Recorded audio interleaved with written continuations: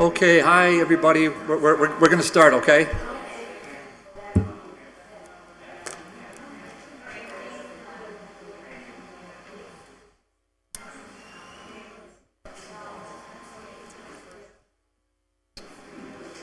Turn this down.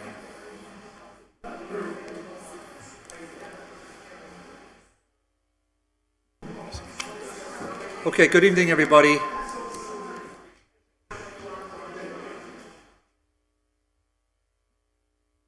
Okay, good evening. This is the June 18th, 2018 meeting of the Development and Governmental Relations Subcommittee to Holyoke City Council. I'm the chairman. With me is Mike Sullivan, Pete Tallman, Josie Valentin. In the chairs are Linda Vacon, Joe McGivern, and I think Councilor Valentin's running a little bit late. The gentleman to my right is an attorney with the City of Holyoke, and he'll be addressing us.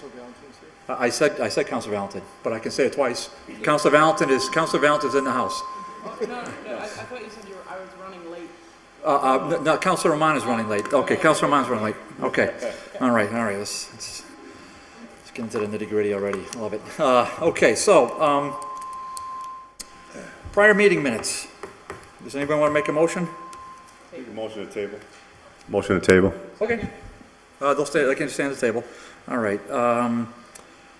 Agenda items 2 and 3, if I could get a motion to suspend and take them off the Motion table. to take items 2 and 3, suspend the rules, and take the 2 and 3 together. Second. Okay, motion made and seconded to take 2 and 3 off the table. On the motion, all in favor? Aye. Okay, number 2 is, let's see, from Ward 5, that any restrictions on deed lot on Sun Valley recently sold at auction be reviewed and a determination made if they allow for a building on the lot.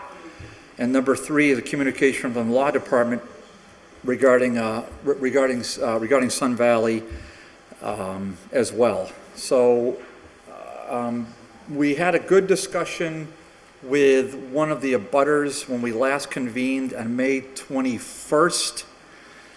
In the meantime, we did send an invitation to the city treasurer. I asked let me see if he put it here. Can you move the microphone, please? We asked the city treasurer to appear. City treasurer said, sorry, not available. And as treasurer, I have no say after the property is sold. That is up to codes, etc. For building purpose, this is stated in the purchase and sale agreement when the sale goes through, and that was that. And she makes just another comment. So what I did in the meantime was again review the, there it is. I did review the legal opinion. I've also printed out the property deed for this. And I'm going to turn it over to the Ward 5 counselor in a second if she wants to follow up, because this is her order. The property deed, which I'm happy to hand a copy of it to any of the residents that are here. And if one resident, I know Mrs. Levin is not here, but if one of the other abutters is here and wants to, we can suspend the rules. We always do that as a courtesy, and so happy to suspend rules. And if you want to speak to us, the property deed, it says in the third paragraph, the deed is made subject to the following conditions, restrictions, and covenants, hereinafter called protective restrictions, which are to be taken and construed as running with the property and are to be binding upon the grantee, et cetera, et cetera. One issue, the property is to be used solely for residential. The grantee agrees that prior to construction and/or physical changes to the landscape of the property, grantee shall apply for and obtain all necessary permits and approvals from the building department. The grantee agrees that prior to development of the property, grantee shall obtain approval of the development plans for the property from the city treasurer.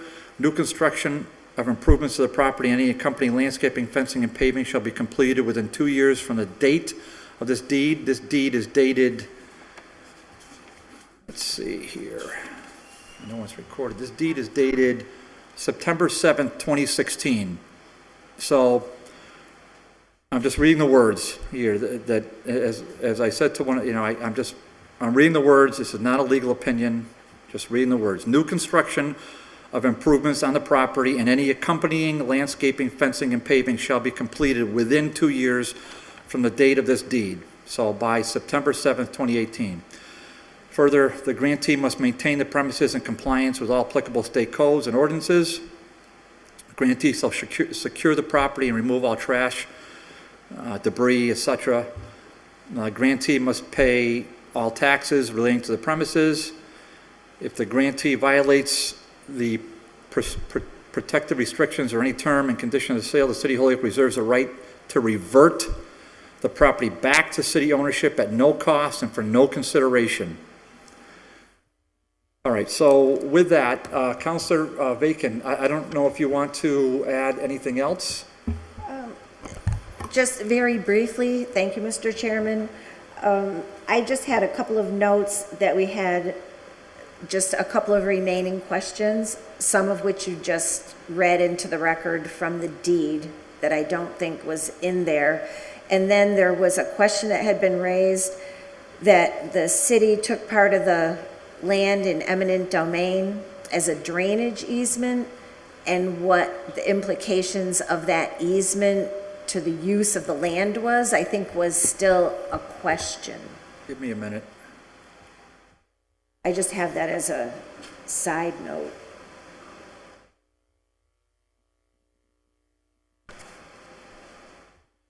Well, okay, so I read I summarized it, but I read them pretty well. The 1, 2, 3, 4, 5, 6, 7, 8 conditions. There's another one that's not enumerated, but says below that, this deed shall also be subject to all easements and restrictions of record, if any, lawfully existing. I mean, that's pretty cut and dry, pro forma deed language. The rest of his deed language is fairly unique. Councilor McGivern likes some of the stuff, but he's very familiar with it. But there's that. So Okay. if there is an easement relative to drainage, it would be subject to. Okay, and so I guess to follow up, the remaining question would be, is that document available to the building commissioner if somebody goes in to seek a building Yes. permit?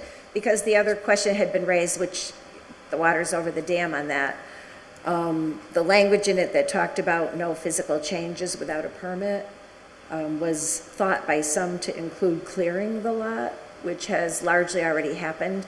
And so there was the question about what that deed restriction actually meant, and some of the cloudiness, I guess, around the matter was who would be the determining Well, I mean, body here in it that is. regard. Yeah, So- Linda, so here, Councilor Bacon, so the grantee agrees that prior to any construction and/or physical changes to the landscape of the property, grantee shall apply for and obtain necessary permits. I mean, beyond that, I'm only reading the black and white. I'm not giving a legal opinion on what any of these words mean at all. These are all terms of art. As I advise your constituents, you're going to have to seek legal counsel on any of these words. I'm just reading the words. So, to me... Thank you. Yeah, sure. Now, without putting anybody in the back row on the spot, did any of you want to address us relative to this matter? You don't have to. I think you have all the information, and I just brought copies of everything, but I think all the information. Well, I'll tell you what, you have a pen and pad? Yes. Okay, so if you write down the following, it's book, should I speak? You ready? Okay, yeah, book number 21383, page 415. And therein, that's at the Hampden County Registry of Deeds. You go into masslandrecords.com, however you want to get there. Just hit search, type in the 5-digit number for the book, the 3-digit number for the page, and a property deed will appear. Download it, and you'll have the same 4-page deed that I have. Okay, so I think those words, well, they say what they say. And I don't think we don't really have a department head available for any further clarification on this. You already have the legal opinion, I believe. You have the law department opinion. Councilor Vacon? So just as a follow-up, if I could ask, since we have a representative from the law department, some of the language, it was very technical in nature, and I was wondering if perhaps it could be reviewed and the key takeaways from it perhaps be stated in layman's terms? Well, I hear you on that. Chris is with the law department. Chris is not here on this issue. Okay. And I don't want to All right, put, well, I don't, yeah, I don't want to, and I'm not even sure, I think Attorney Payer wrote the memo, so okay. I don't think Chris would have. I've reviewed the memo and I have it in front of me, and Okay. so if there are any specific questions that you want to ask about what the contents of the memo, I don't have a lot of background information beyond what's actually in here. Sir, go ahead, you want? Thank you. Yeah. Well, so my thought was just in the reading of it, it seemed to address, a number of technical points. But for myself, I wasn't able to sort of read it and go, okay, so this is this and that's that. Do you know what I mean? Or not. So I didn't know if you could just, Okay, so the main takeaways from the memo, as I understand it, are that, first of all, the property was purchased as is, and the city makes no warranties about how it can be developed. Second, is that according to the limited information that's available to us at this time regarding setbacks and lot size for the zoning area that the property's in, that it is buildable. But we don't opine further than that about the impact of the drainage easement or anything else. We do have a note in the memo here that says, to date, the Sandowskis have complied with the terms and conditions of sale and have not violated any protected deed restrictions. And so that's as of December 19th, 2017.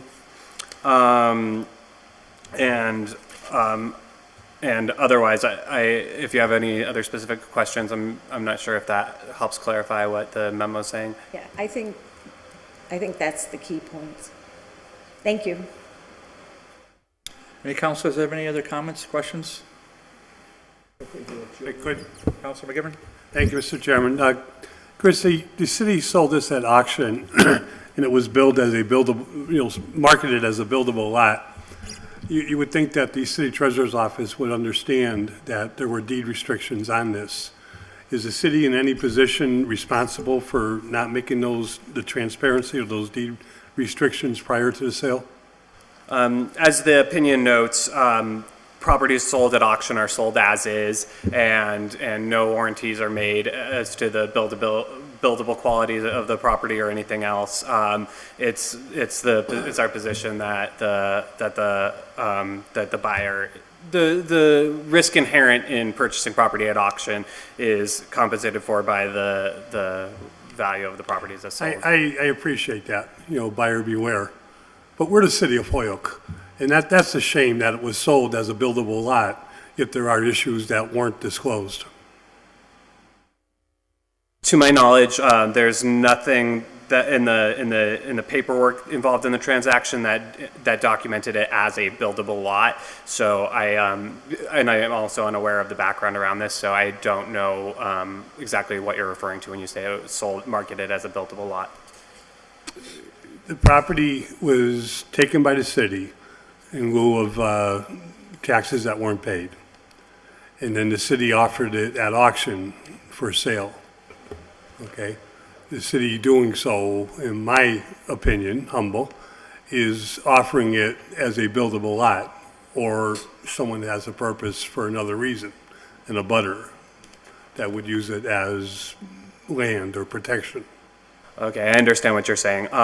So the law department has no position on whether or not it's appropriate to market a property for I sale. wasn't using it for a position, I just wanted to get my opinion out. Oh, okay. All right, Thanks. thank you. All set, Joe? Is that, okay, all right. Any other councilors want to add, weigh in? No? Okay, well, I think we did what we could on this. on these two orders. So I think if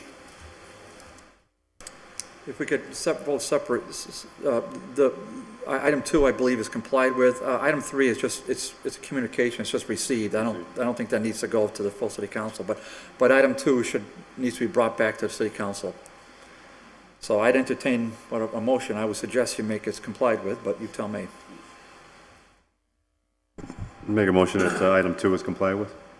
Second? Under discussion, hearing none. On the motion, all in favor? Aye. Aye. Councilor Valentin, did you vote on that? I said aye. You said, okay, I didn't hear you. Thank you So- for your attention on this issue. Sure. It's appreciated. Oh, no, happy to do it. Okay, let's see here. All right. Okay, and to the constituents, just a point of personal privilege, thank you for coming, okay?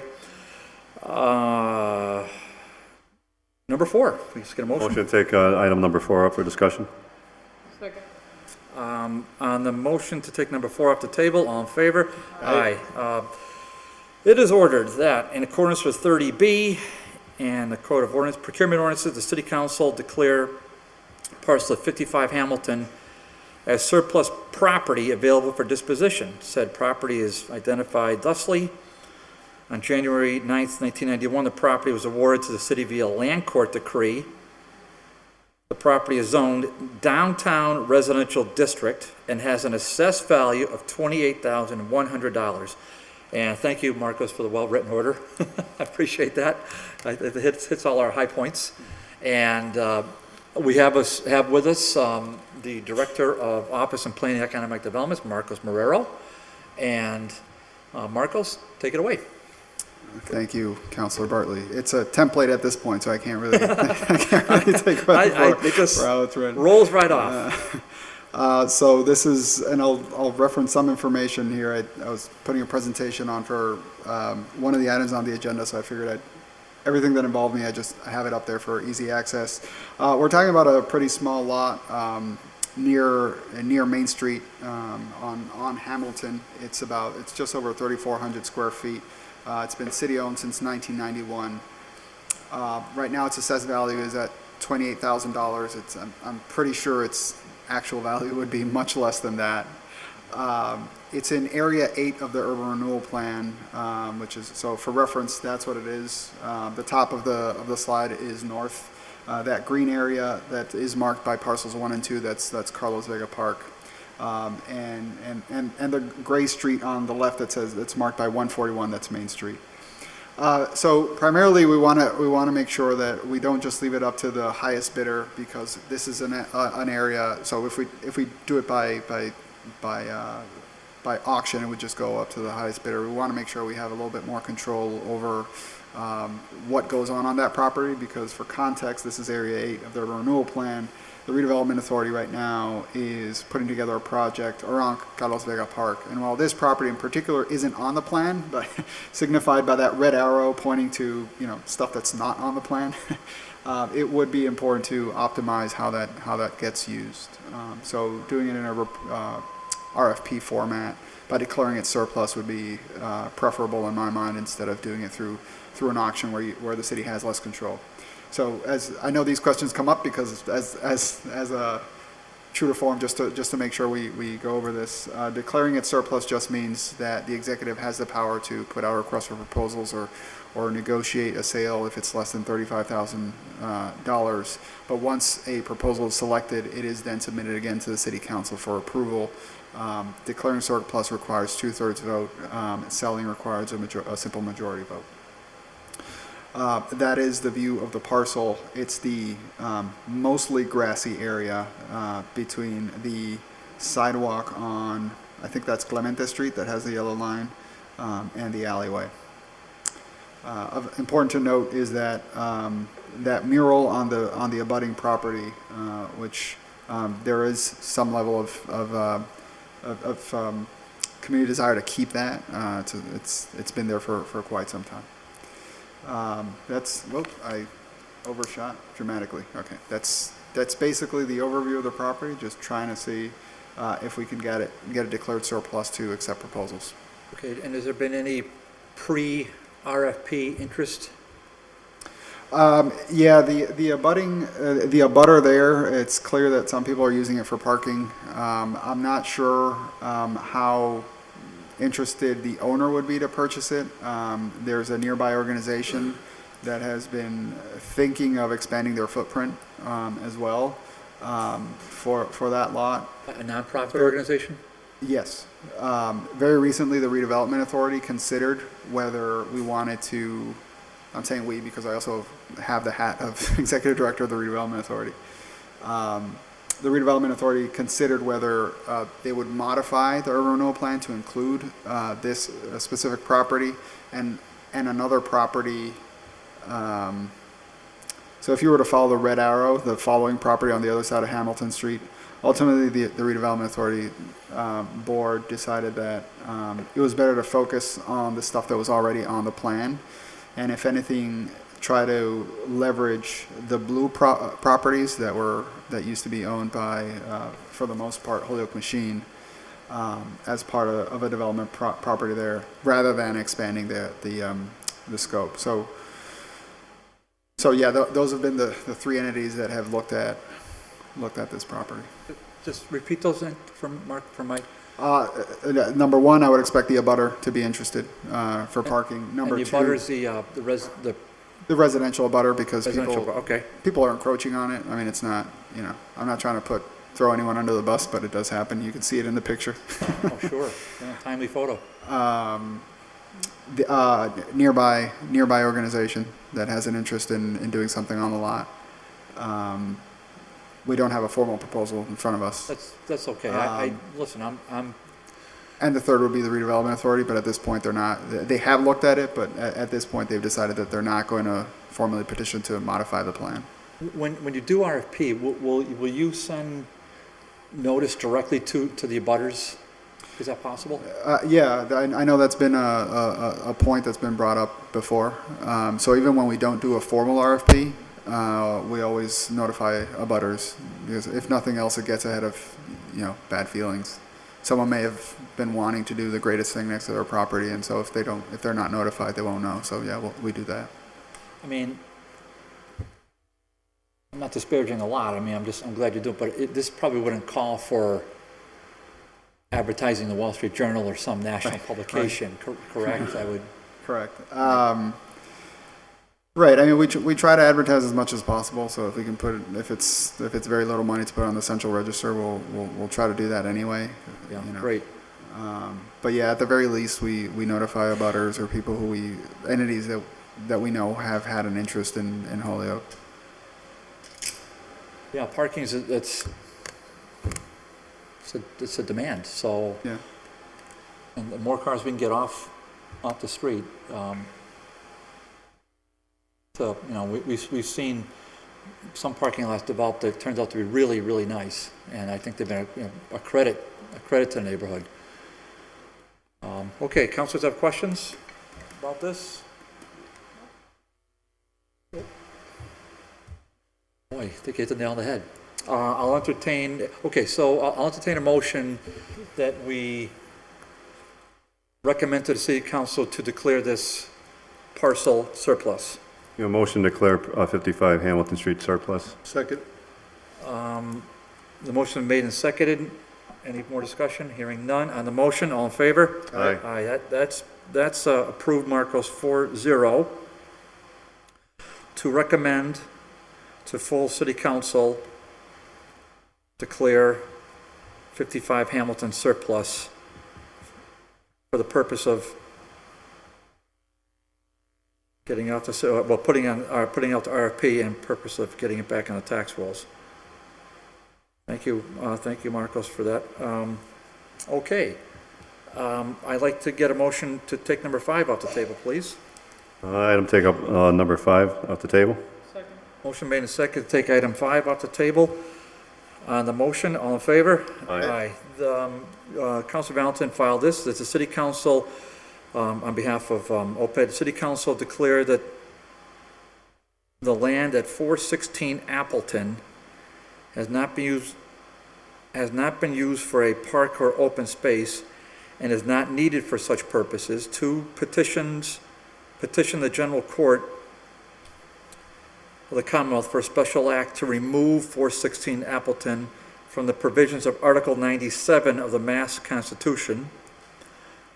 Propose to substitute or swap Article 97 designation of 416 Appleton, replacing it with a designation on land associated with Holyoke Center City Pedestrian Plaza as part of the petition to the general court and in compliance with state regulations enacted by EOEA. 4, designate 30 John Street and the northernmost portion of 505 Dwight Street, which is approximately 4,625 square feet of vacant land for open space and recreational purposes. So what's happening here, for those who are still awake, is there is a little tiny pocket park at the corner of Beach and Appleton, directly across the street from the Holyoke YMCA. This is an area wherein parking is also in demand. We had this same parcel before us about 3 years ago. We had declared it surplus, and we had before us offers for it. I think I'm right on that, and we rejected the offers. The subsequent thereto, it was disclosed, at least to the law department and to OPED, that had we voted on that, we would have violated Article 97 because it wasn't disclosed to us at the time 3 years ago that the parcel we're considering conveying is in fact park land. What's the big deal on that? Well, the big deal on that is if something is a park, Article 97 to the Mass Constitution says you can't just sell it. You've got to be able to swap it out. If anybody followed what happened in the city of Westfield, when the city of Westfield tried to overrun a neighborhood, I think it was Ashley Street, take almost a half a city block and put in a new school, neighbors over there fought it. 5-year battle later, including a Supreme Judicial Court case, city of Westfield got dinged, said you lose, and that's going to stay a park because you didn't have a plan to replace it. So the city of Westfield took a black eye for that, spent a lot of money to find out they lost. And the neighbors didn't have to face a 4-story building across a 20-foot width street. So the neighbors, on their own money, didn't get their legal costs reimbursed. And I think they paid over $30,000 in legal. They won their case. So that's what Article 97 to the state constitution does. In this case, Marco says the city is before us, OPED, under Councilor Valentin files orders on their behalf, has proposed a swap with a lot for a park across Dwight Street to switch out this lot. So Marcos, with that background, take it away, sir. I wasn't aware of the Westfield example, but everything else I can second. That's exactly the case here, and I know that at some point we had a conversation. My memory fails under what context, but Councilor McGivern asked about the Article 97 restriction on this lot, so I'll go over that as well. Please. The parcel is identified on the map on the screen. While we somewhat recently discovered this restriction. Originally, when it was being sold, we were not aware of it, and I'll explain why in a second.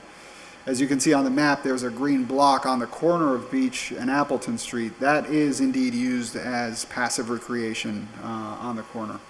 But the parcel that's highlighted in blue is really, at times it's been an overgrown lot with vegetation that's even separated by a fence and some grade change. Or at other times the vegetation's cut down and it's kind of like a muddy lot, and it looks like a wider entrance to the alleyway. You're right that back in, I think, 2015 or 16, I have the dates in one of the following slides, there was an attempt to sell it based off of it being declared surplus. So let's look at what we know and why there was confusion on this. In 1988, the Board of Aldermen approved by 13-0 vote to do an eminent domain taking for this property, and it was ultimately recorded later that month in 1988. So at the time that it's recorded by, yes. Marcos, just, when you get a chance, can you email these slides to Absolutely, yes. Ryan? Yes.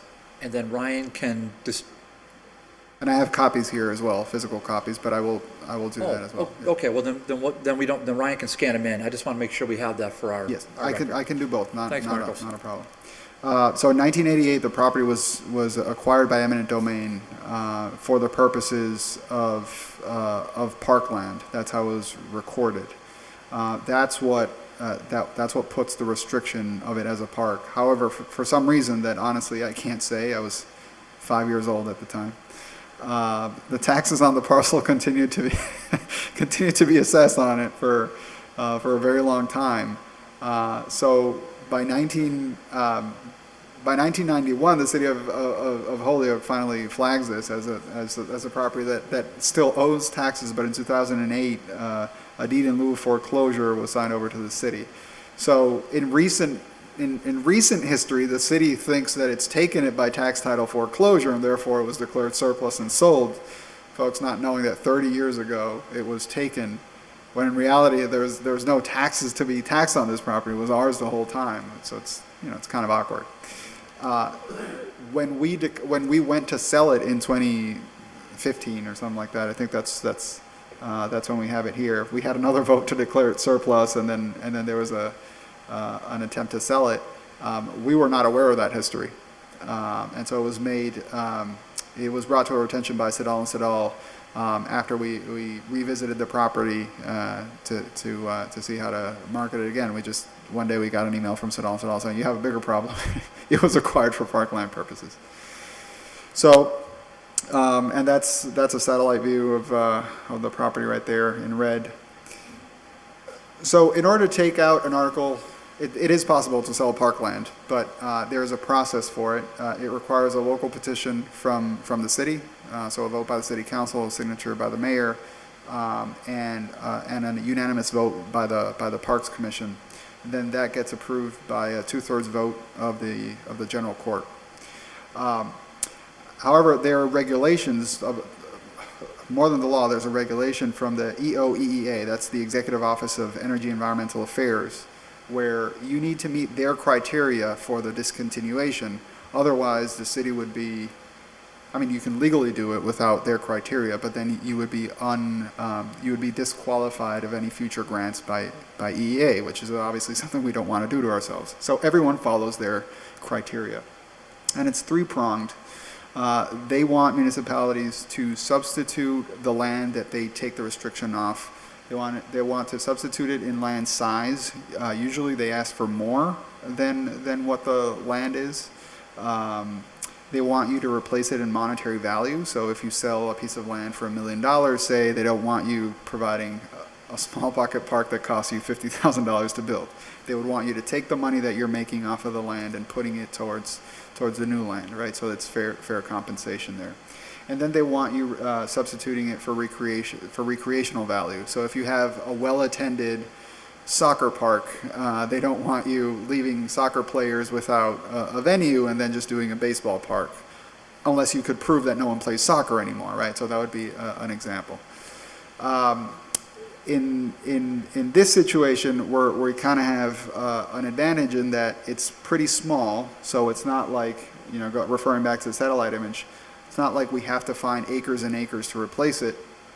The monetary value we would expect from it is not very significant. I should have looked this up, but from my memory, I think it was around maybe $5,000 or $7,000. It was some low odd number for this property. And then for recreational value, it has very little recreational value because other than maybe potential value, being next to a park, it's really not being used for recreation, even for passive recreation. So the proposal before you is to place the restriction instead on a piece of city-owned property that faces John Street. Those are actually 2 parcels. And the idea there is that, number one, it's bigger, so we know that it will meet that criteria by EEA. Number 2, some money has been put into that already through community development block grant funds to make a passageway from Dwight Street to John Street, connecting into Lyman Terrace, and having a passive recreation there. So it would be an actual recreational spot, not just something that just happens to have a restriction on it. And then third, the amount of money that's been invested there has been bigger than the $5,000 or $7,000 or even $10,000 that we would expect to get from the other property. So it would be a safe bet as a substitute. I think that's all I have on that. Thank you, Marcos. Questions? Councilor Valentin? So, thank you, Marcos, for that very detailed explanation. I've been working on this with your office and the law department for quite some time, particularly, as you know, because there's been a number of business owners in the city that have been interested in this parcel. And so it's been interesting to watch the whole process of the information kind of coming through and the aha moments that have happened. But I would encourage my colleagues to vote in favor of this tonight, and also as a full body. This to me seems as a no-brainer, and we have at least 2 or 3 folks that have expressed an interest in this parcel on Appleton Street. So we do know that there's indeed some significant interest. So just want to thank the Office for Planning and Economic Development, as well as the Law Department, for doing all the research on this, and I look forward to us moving this forward. Thank you. McGivern? Thank you, Mr. Chairman. Marcus, the last time we discussed this, I did ask a question, but it wasn't about Chapter 97. It was about this particular lot, and I think there may be some issue here with the history you just presented. The corner lot that became the passive park that is sitting there now was redeveloped around 1988, in the mid to late 80s. A bunch of neighbors came to me. I was representing Ward 4 at the time. I lived about 2 blocks away. And they wanted to develop something on that corner to be able to use as passive recreation for people to sit in the park, people to bring their children, people to, sit with baby carriage and, do things that a neighborhood likes, And it was a good idea. We got some community block grant monies. And as we were doing it, the lot that is before us this evening was a vacant lot. And if you remember, I told you the history of that lot. That was a building was on that structure, on that lot parcel for years. It was 2 stories, it might have been 3 stories. The first floor was LaPointe's Market, the second floor was apartments, and if there was a 3rd floor, it was another apartment. That was lost, I believe, in a fire, and then eventually abandoned, and eventually it was demolished long before my time, Marcus, so I don't know all the history. But what I do know is the neighbors and myself, we asked if the city would take that lot and expand the park itself. It made sense because we figured out pretty quickly, and the planning board at the time verified it. It was not and is not a buildable lot at the moment because it had been vacant for so long, and it didn't have the dimensions to rebuild on it, and it had not been used in a long period of time since the building was demolished. In doing so, I guess other people were watching the moves of the city or the discussion of the city, and one day I got a knock on my door from a neighbor who had contracted with a tree service to remove a tree that was partially on the lot and partially on the abutting lot.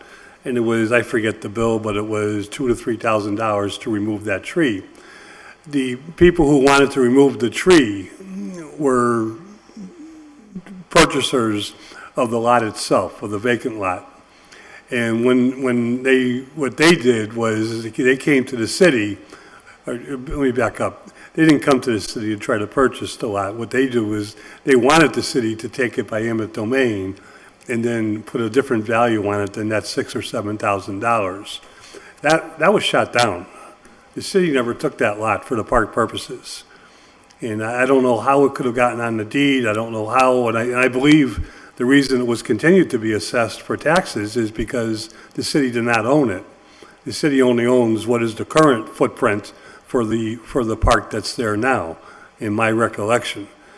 And, you know, it's pretty simple. It would have made sense to expand the park into it. We had the money through block grants and other grants, but we weren't going to pay more than what that lot was worth, because then we'd have no money to build up the park on that corner as it is and as we see it today. So I question whether this is even parkland. And that's the question I had at the last meeting, and it just doesn't make sense.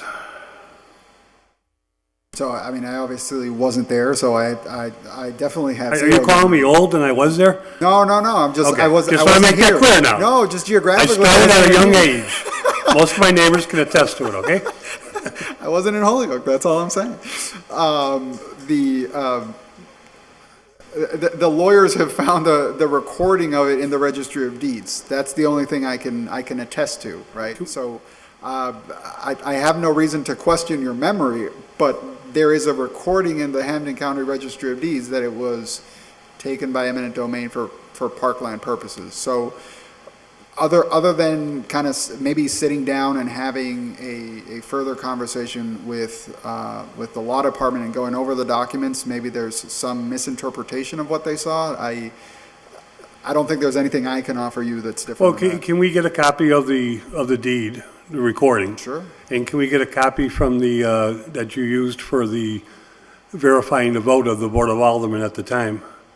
Did you use the minutes or did you go through the city clerk?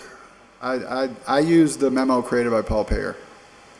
So he provided a legal memo based off I of think his that needs to be analysis. researched a little bit more. And I bring that up because I'm not against what you're trying to do, but at the same time, I think that lot can be used now for existing properties where parking is much more in a dire need than it was back in 1988, and it makes sense.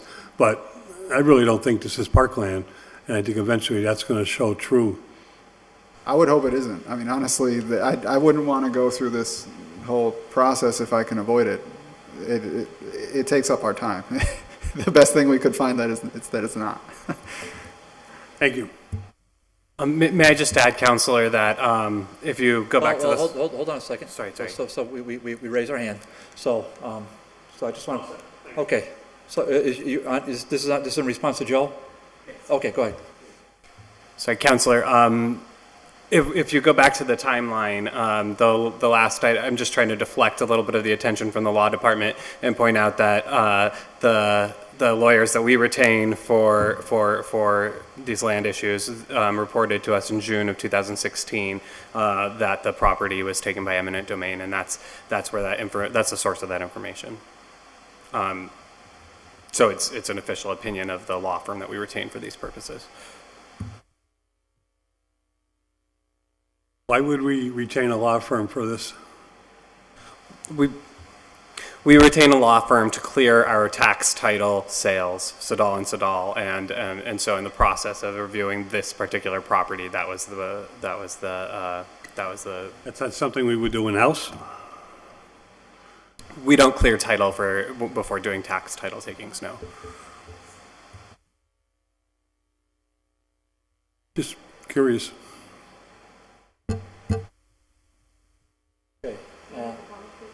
Yeah, go ahead. So I also wanted to add, as Councillor McGivern was talking about back in the day when he was the Ward 4 councillor, which he reminds me of often. He gets very nostalgic about this. That in addition to all the inquiries that I was receiving regarding this parcel, I actually did a meeting with the residents on that block. There were about 15 of them at one point in one of the homes on that block. And we actually discussed this parcel because Mr. Greg Virgilio pretty recently purchased the large building on Pine Street, which is actually called the Pine. And so he was explaining what his plans are for renovation of the units, and if you drive by there, you can already see some of the changes that he's been able to do since purchasing that building, in terms of balconies and window replacement, and it's definitely looking on the up and up. And one of the points that he made was that that his hope would be that there could be a possibility to actually purchase this parcel, so that it could assist with the parking needs for a project like this. And it was something that the 15 residents that were there that evening were very much in favor of, and they actually, said that if I needed them to come to a meeting and talk about all of this, that they would be happy to do that. They're obviously not here tonight. I did not feel that this was the time where they needed to do something like that, but just to give a shift in the priorities of the residents. At that point, it was more, we might want more park space. At this point, it's, we want, Mr. Virgilio to fix up this Pine Street building and, have the housing there, not have a boarded up building, and have the possibility of safer parking that's not on the street. So I just wanted to put in that opinion or communication from the residents, since no one else here would have that information except myself. Thank you. Council Sullivan? I just want to say, if we're going to find out that this wasn't parkland, I think that's the way to go. I would not be in favor. I like the first part of it, but I don't like the fact that we're going to swap it for the Holyoke City Center pedestrian plaza. $30,000 of CDBG money was taken, applied to that against the advice of the Citizens Advisory Committee, against this DGR committee, against the full city council. All three groups recommended zero money be spent on this. Almost all of the constituents I've spoken with didn't see a need for this, and $30,000 went to it anyways. So I won't support any swap of this to make it, to memorialize this as now being officially open space and recreational purpose. Okay. Yeah, I'll just make my my vote. I think I have a pretty well. I mean, I think every time you've come, I've always voted to declare surplus. I'm hopeful that that's not a park. That Joe's institutional memory is better than than what Siddell and Siddell came up with. I have an order in charter and rules relative to what Councilor Sullivan just referenced. I'm not going to go through the whole history of it because it's long and we got a long meeting. Long enough meeting as it is, but I think Mike pretty well summarized it. So, and also I wanted to, I was hoping Councilor Roman would be here. He just sent me a message that he's having trouble with his flight, so he's not going to be back in time for this meeting. And I'd rather have Councilor Roman here to weigh in, particularly with my order that's in the committee that he chairs relative to what Councilor Sullivan just referenced. I'd like to hear from Nelson when he's going to be able to take that up. Probably not till the fall, but Marcos, is there a what's the timeline on this? In other words, is this some? I mean, we had the vote back in whenever it was. Let's say 2016 for argument purposes. What's our are we hearing from Mr. Virgilio that he's going to open up his building right away, or where's this standing? Okay, now I see where you're going with this, 'cause I was like, timeline, we just covered 30 years. Oh, right, no, yeah, it's been pending for a while, right? So other than Mr. Virgilio, we have the two other abutters that touch upon this property are also interested, Mr. Whitman and Mr. Bosco. So for the three of them, I mean, I can't make a definitive statement on their timeline. They obviously want it as soon as possible. Sure. And Potentially for Mr. Virgilio, it's a little bit more,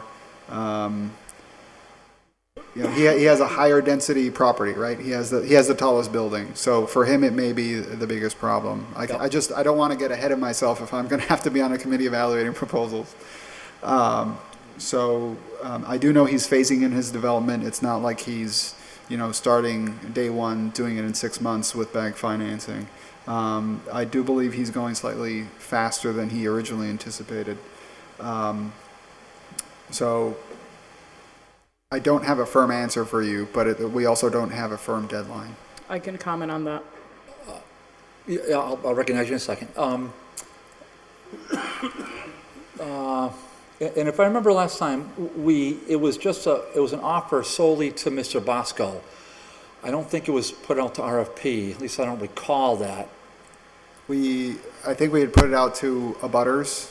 The issue we had last time was that at the time that we did the offer to the abutters, Mr. Whitman didn't own the property. Right. Because there was an absentee landlord. Meanwhile, in parallel, the city was trying to put the property. Right, thank you. Thank you, In, now I remember. What do you call it? Receivership. So by the time we went through the motions and it was taken up, it was a pretty busy year in council and for the executive. So by the time it was taken up, he had just taken control of the site as a receiver, and he was soon to, I guess, close on it as the owner. He may be the owner at this point. So by the time the proposal comes in, he comes into council and says, well, I'm interested too. Right, it was really just before that he either became the receiver or, and the receiver doesn't mean he owned it, he was just a receiver on it. But so he might not have owned it till after that, but the way it works is the receiver is going to 9 times out of 10 own it. So he wanted to use it for the parking. And then furthermore, so at that point, we just had Steve. Now we have Steve, Tony, and Craig, all proximate to that same lot. Right. Okay, Councilor Valentin? Thank you. These folks have been waiting for answers from us in the sense of the legal department, in the sense of our planning department, all the people that have been involved in one way or another for at least 2 years. And I know this because I have dozens of emails from some of these gentlemen that were just mentioned. I have had conversations with Mr. Virgilio regarding the timeline of his project, and he is moving faster than he thought, which is a good thing. However, I have also received communication from him, which is public record, that he feels that whatever decision comes around this parcel is going to highly impact or influence the final result of his project. So this is why I mentioned about the 15 residents from that block all being in support of us moving this process along. I'm not trying to minimize people's concerns. I'm not trying to, go a fast route. There is no fast route when people have been waiting for answers for over 2 years. So I'm the one getting the calls. I'm the one getting the emails. And I know that there is a sense of somewhat urgency to know where this is going to go. With all due respect, I find that if we have a paper trail that tells us something, there's a paper trail. I mean, it's just, we're going in circles here. Clearly, the votes are not here tonight between the 4 members of the DGR committee, with a 5th person not being here.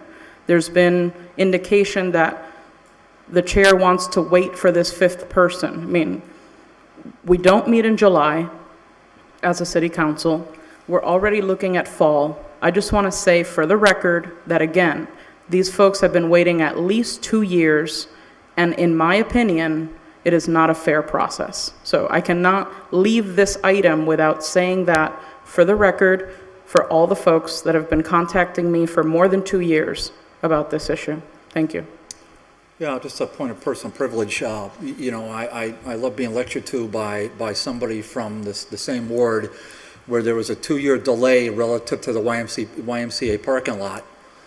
I can't. It's completely out of order. I'd be hard, I took a point. This is completely out of order, and there's been many issues out of order since this meeting Ms. Allen, started, you're- Mr. you're- Chair. You're not recognized. You're out of order. Well, you're not recognized. So I can take a point of personal privilege as a sheriff. So that was a 2-year delay, and somehow they survived. What happened there?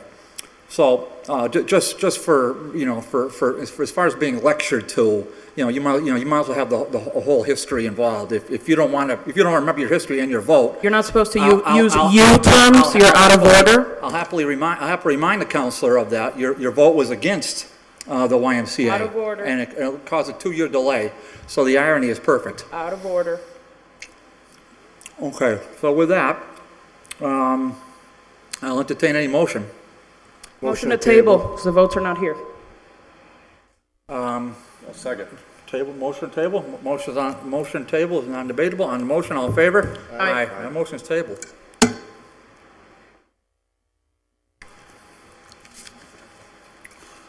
Let's see here. Well, what you've all come for. Although that was fun, wasn't it? The next item, Marcos, should we take these up together, or you want me to take them up separate? Together, please. Together, okay. Can I get a motion to suspend, take 6 and 7 up together, please? So moved.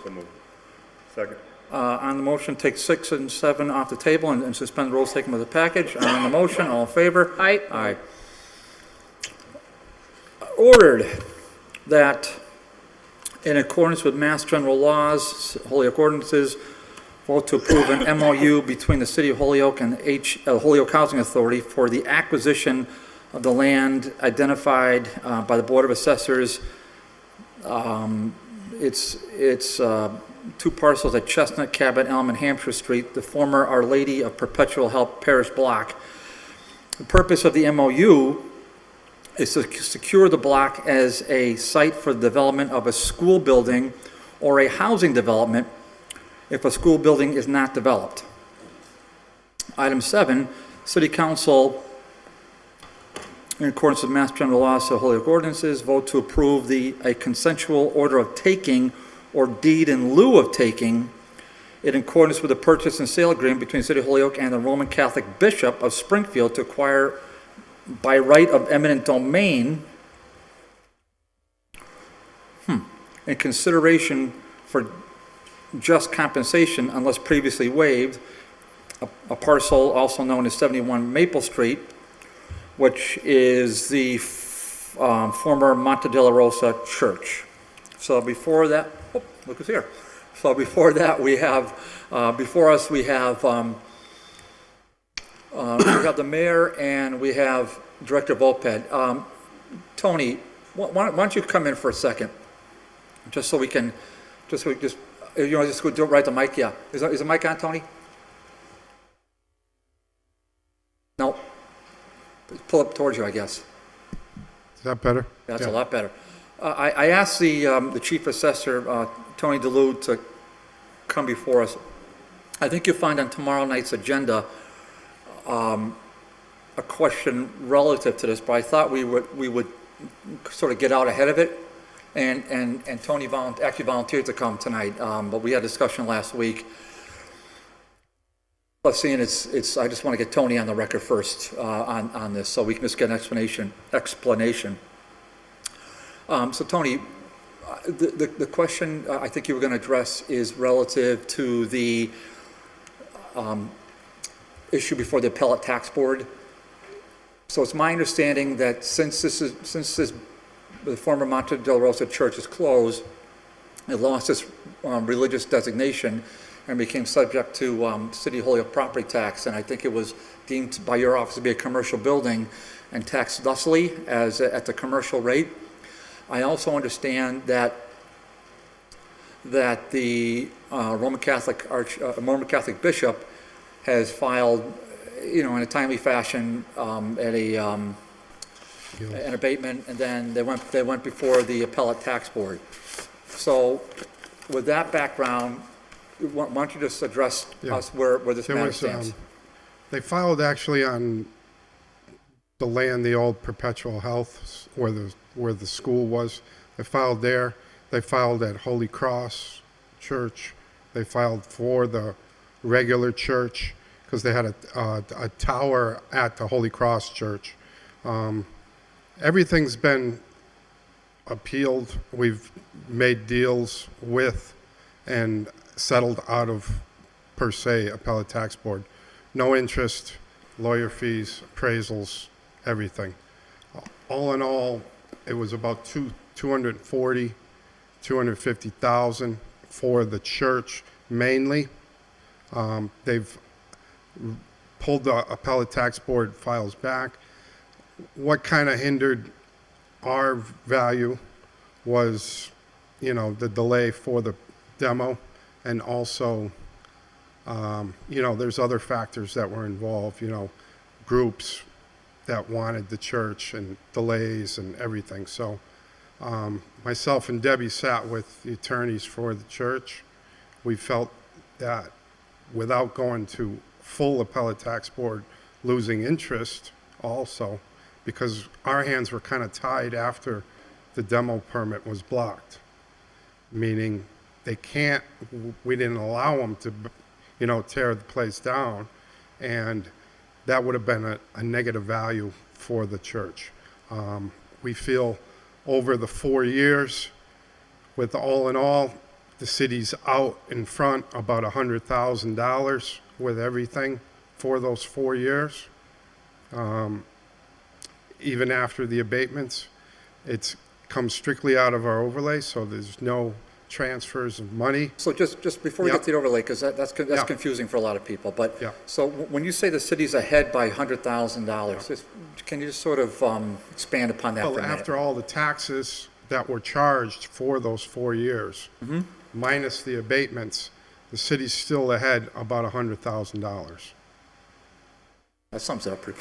Yeah, I mean, if you take it that way, it's, in my figures, we lease the church for $25,000 a year. Now, so. just to be clear, so the taxpayer has to pay in no matter what. So in this case, Our overlay, the bishop paid taxes, the Right. bishop, because he paid taxes, Yep. he's allowed to abate it. Right. The abatement. or filed process- for abatement. Filed yes. for abatement, so that's at the local level. Yep. That didn't work out for the bishop, so they moved to the appellate tax board. Correct. But before we had a hearing at the Right. appellate tax with all the lawyers and Right. interest and all that, you and your colleagues in the local assessor's office Right. said, wait a minute, let's get everybody together Right. and let's review this. And at Right. that point, you said that we should, Best interest of the the city. best interest of the city is to reimburse Right, between $240 and $250 yeah, to the Bishop of Springfield. yeah. To the bishop of Springfield. So it wasn't the parishioners it was the Bishop of Springfield who paid Right. the taxes. Right, And the Bishop of Springfield will be asking for those, it sounds like you're saying they're agreeing to between $240 and $250 Right. to basically end their, it's a value fight. okay, so, all right, did you want to add anything else? No, I just want to say that, there's talk about, this and that and this, and myself and Debbie make our decisions on our own without any influence from. There are factors that come into play.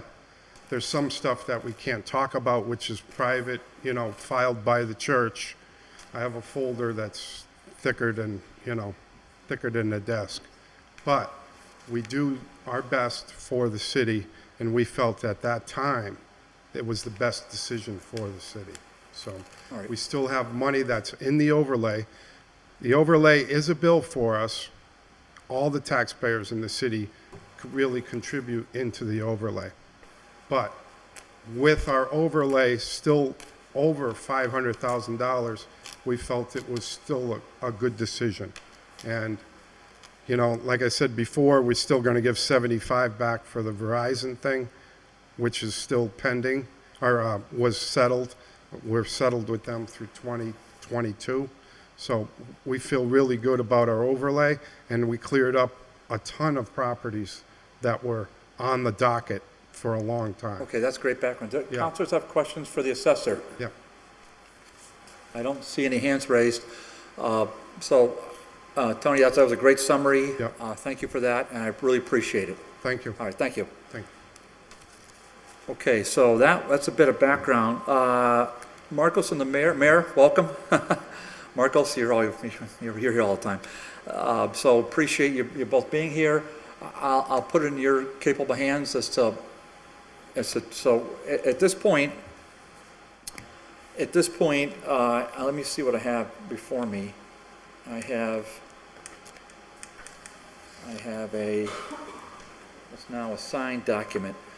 Okay, and Marcos, you have other?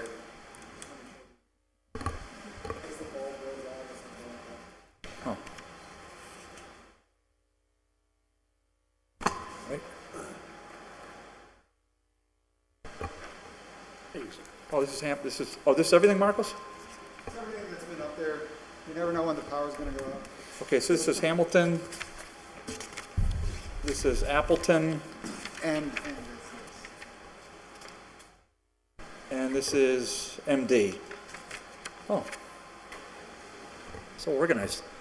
Okay, so, I'll just, yeah, please, go ahead. before we get started, very briefly, just thank the committee for taking this up quickly. So thank you, Councilor Bartley and the entire GGR committee. Thank everyone for being here. And Marcos and the entire team worked very hard on this presentation, so I want to acknowledge Marcos and Chris on the law department, Paul, who isn't here, Rory in my office, Mike McManus, and a number of department heads that worked diligently on this. I also see Father Albert here. I want to thank him and his team at the diocese for the constructive conversations. Thank Olivia Mazel, other members of the Historical Commission for their advocacy. Also want to thank Matt Mainville at the Housing Authority for their collaboration on this. And as you know, this has been an issue in the city for several years now. When the church closed back in 2011, the very year I got elected, and now at the beginning of my fourth term, we're now close to a resolution on saving this historic treasure in the city. So, I'm very proud of the progress we've made in the last several months, and I'm optimistic we can reach a conclusion that saves this building in the Polish district within the city. And again, just want to thank the committee for the opportunity to discuss this tonight, and I'll hand it over to Marcos to get more in depth. And then, of course, if councilors have questions as to the implications of this, and again, the core value of the decision here, I'm happy to discuss that as well. Yeah, thanks, Mayor, and I'm glad you pointed out Matt. Matt, good to see you here from the Housing Authority. Olivia, thank you for all your work. Father Albert, thank you for being here. Vic, Mr. Ranup, John, thank you for being here as well. So we have several advocacy groups here as well, and VTech, thanks for all your work you've done over there as well. Marcos? Thank you. So I want to go about this in kind of four areas, and the mayor started talking about the, how we got to today, an explanation of the agreement, of course, which is the meat of it, describing how this meets the community needs that have been stated in our current plans, and then the state of the assets that we're talking about buying and reactivating. So we went through 30 years of history with Appleton Street. I'll quickly go through 130 years now. Almost. About 117, right? The first wave of Polish immigrants came to Holyoke in the 1890s. And the Polish community really drove the fundraising to build this building that played a more crucial role than only a house of worship. It was really a center of the community. At the time that it was completed in 1903. And so it's decorated beyond with the religious iconography. It represents over 1,200 years of Polish history and national symbolism. By 1910, there was a very sizable Polish community in downtown Holyoke in that northern area. And you can see in the comparison at the left, that's a Sanborn map of the structures, the street layout, and basically where the Polish community concentrated in downtown. Most of that was, as happened in many cities throughout the United States, was torn down by urban renewal efforts in the 60s and 70s. There are new street grid, lower density development, and consequently a lot of the structures that represented the places of doing business or living for the Polish community was also torn down. In that, Mater Dolorosa stands out as, I think the mayor mentioned, the jewel in the community, not only for Polish heritage, but for everyone who cherishes the diverse heritage of the city of Holyoke. Very quickly, the last several years, in 2011, the church closed, and immediately the community, a lot of whom are here today representing, were fighting to preserve the structure. In 2012, as the mayor I think mentioned, had ordered the fence to come down. The city, even back then, the city and the church did not disagree on did not agree on the status of the building, and so the fencing was ordered down. From 2013 to 2015, there were efforts to create a local historic preservation district that failed by one vote in city council chambers. Oh, Marcus, let me just clarify that. That failed by 3 votes. So that needed 2/3. So that I see. Yeah. So that vote wasn't that close. Okay, so it was 8-7 is the record that I have.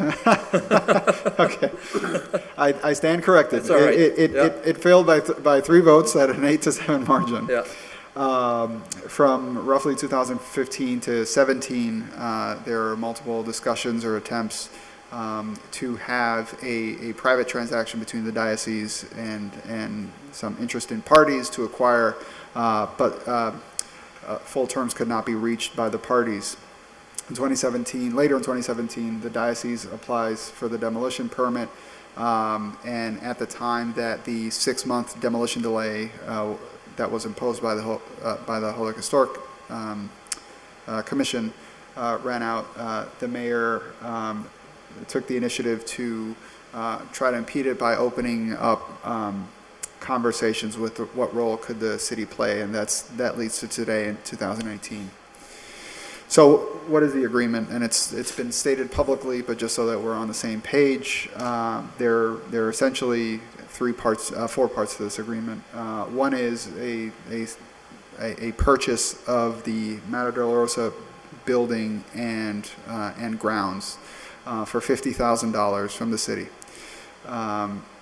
There is a $140,000 transaction for the perpetual help property, which I will describe in an upcoming slide, on behalf from the housing authority to the diocese, and I will explain why. The city and the diocese would mutually withdraw their suits seeking damages from one another on the disagreement over the building having to come down in an emergency fashion. And then the city and the housing authority would enter into a memorandum of understanding for acquisition of the perpetual help property. Both the first and the fourth items here are marked with an asterisk because they represent the 2 items that are being brought up as a package. So, explaining the agreement, the first part is pretty clear, but just to be even clearer, when I say the grounds of the Mater Dolorosa property, I'm talking about, this is not a surveyed image, mind you, but I'm talking about the stuff that is not bituminous pavement, the building and the grassy areas that are fenced in. It is roughly 27,300 square feet.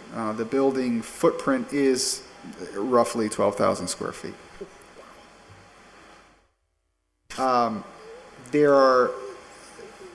So by church canon, there's items of religious iconography that that cannot be given away, right? And they are regular, like the Stations of the Cross. The cross is in the church. That is kept by the church by their own canon. So we as a city are not asking for religious iconography. However, in this case, there is significant overlap between religious iconography and Polish heritage and Polish national iconography.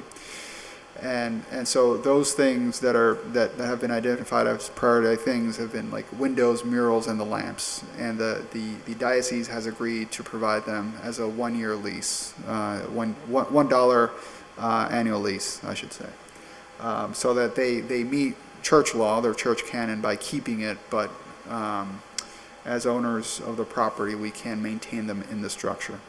The organ stays not as part of the lease, but as part of the property, as part of the real estate. Parking is not included, as I mentioned, it's not part of this, but there is language on good faith efforts to have an agreement on parking. They still use that, particularly for the school.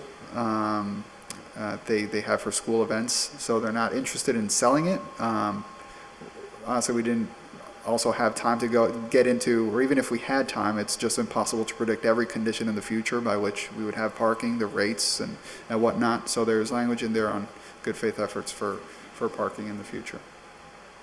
The second part of the real estate transaction is the perpetual help property, which I'm describing here roughly in yellow. You can also see it's the part that does not have grass.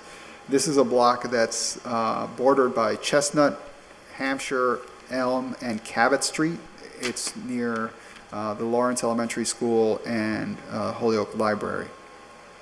Its distinction is that it's the only full block of property in the city of Holyoke that is vacant. It's about 1.3, the property that the diocese owns, that the housing authority would be closing on, is about 1.3 acres. And the purchase would be for $140,000. Under the agreement with the city, they would be barred from developing this property plus everything else that the housing authority owns for 5 years. So let me break this down. The block in the middle between Chestnut, Hampshire, Elm, and Cabot shows 3 different color shades. That depicts 3 different ownerships. The orange yellow color is the property that the diocese owns. The 2 properties in blue is what the city of Holyoke owns right now for tax title foreclosure. Parcels 1 and parcels 3. Parcels 5, 6, and 7 are owned right now by the housing authority. Right. So the agreement would have the housing authority buy parcels 2 and 4. Right, that the housing authority could do by their own account for $140,000, buy that from the diocese. At that point, the public sector controls the block. And under our agreement, the city of Holyoke agreement with the housing authority, they would be impeded by developing anything in parcels 2, 4, 5, 6, and 7 for 5 years. That is meant to essentially bank the land for the city in order for us to have a chance at developing a new middle school there, which, as many of you or most of you or all of you know probably better than I, there's an advanced process underway for a new middle school in the downtown at this location. So scenario 1 would have the city then purchase parcels 2, 4, 5, 6, and 7 from the housing authority through any combination of monetary and land transactions between the city and the housing authority, at which point the city then controls the entire block. We have monopoly, we can go and build our school. But the fact that we would even have this under public control would be a very good signal to the MSBA that the city essentially has, under the 5-year agreement, we essentially have an option for this land, right? We would immediately have site control for the school. Scenario 2, so going back to when the housing authority controlling all but the 2 lots, scenario 2 is that for whatever reason, the city of Holyoke decides not to build a middle school either at that lot, either at that block, either not at all, or decides to do it later on. For whatever reason, the city of Holyoke decides that it is not advisable to do a school. That's fine. Automatically, then parcels 1 and 3 reverts back to the housing authority for their efforts, and then they have a full block for housing purposes. I'll go back to the significance of this in a moment. I'll describe how this meets a community need. Clearly, we all recognize, as we started out talking, the importance of the church or the former church building for the Polish community.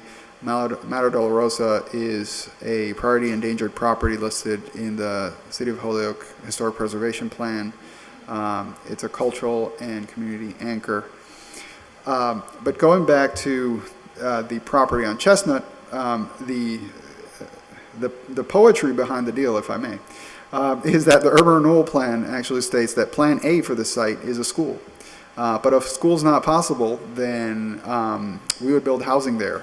And so by enacting the MOU, the council would essentially be approving an agreement that's self-triggering to that very purpose. I think that's kind of cool. Where we either buy it in the next 5 years, we have all the site control for our school, or we don't, and we're immediately in a state where the housing authority has this available for housing purposes. Basically, this slide boils down to both sides are laying down their arms. The lawsuits are withdrawn, reducing potential costs in the future should we lose a lawsuit, but also very real resources expended in the meantime defending a suit. Lastly, the state of the buildings, because I can only imagine that someone will ask, well, you know, what isn't this thing coming down? And as I said, I don't think the city and the church have agreed on this over time.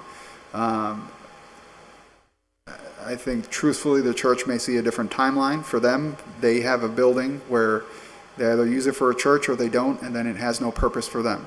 So it may not be falling right now, but for them, they see this as a long-term liability that's not worth keeping.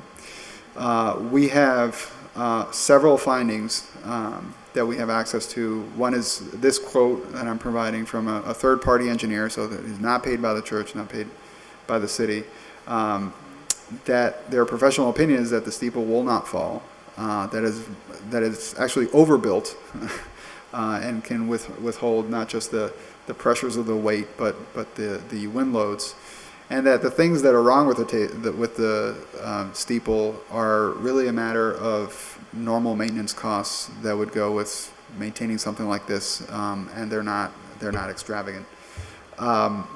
The building commissioner has found the same thing time after time, most recently declaring this in February of last year. The survey board, which is made up of the director of the DPW, the fire chief, and a neutral party, not a city employee, an architect, Tim Murphy in this case, unanimously found the same thing. There was no danger of collapse.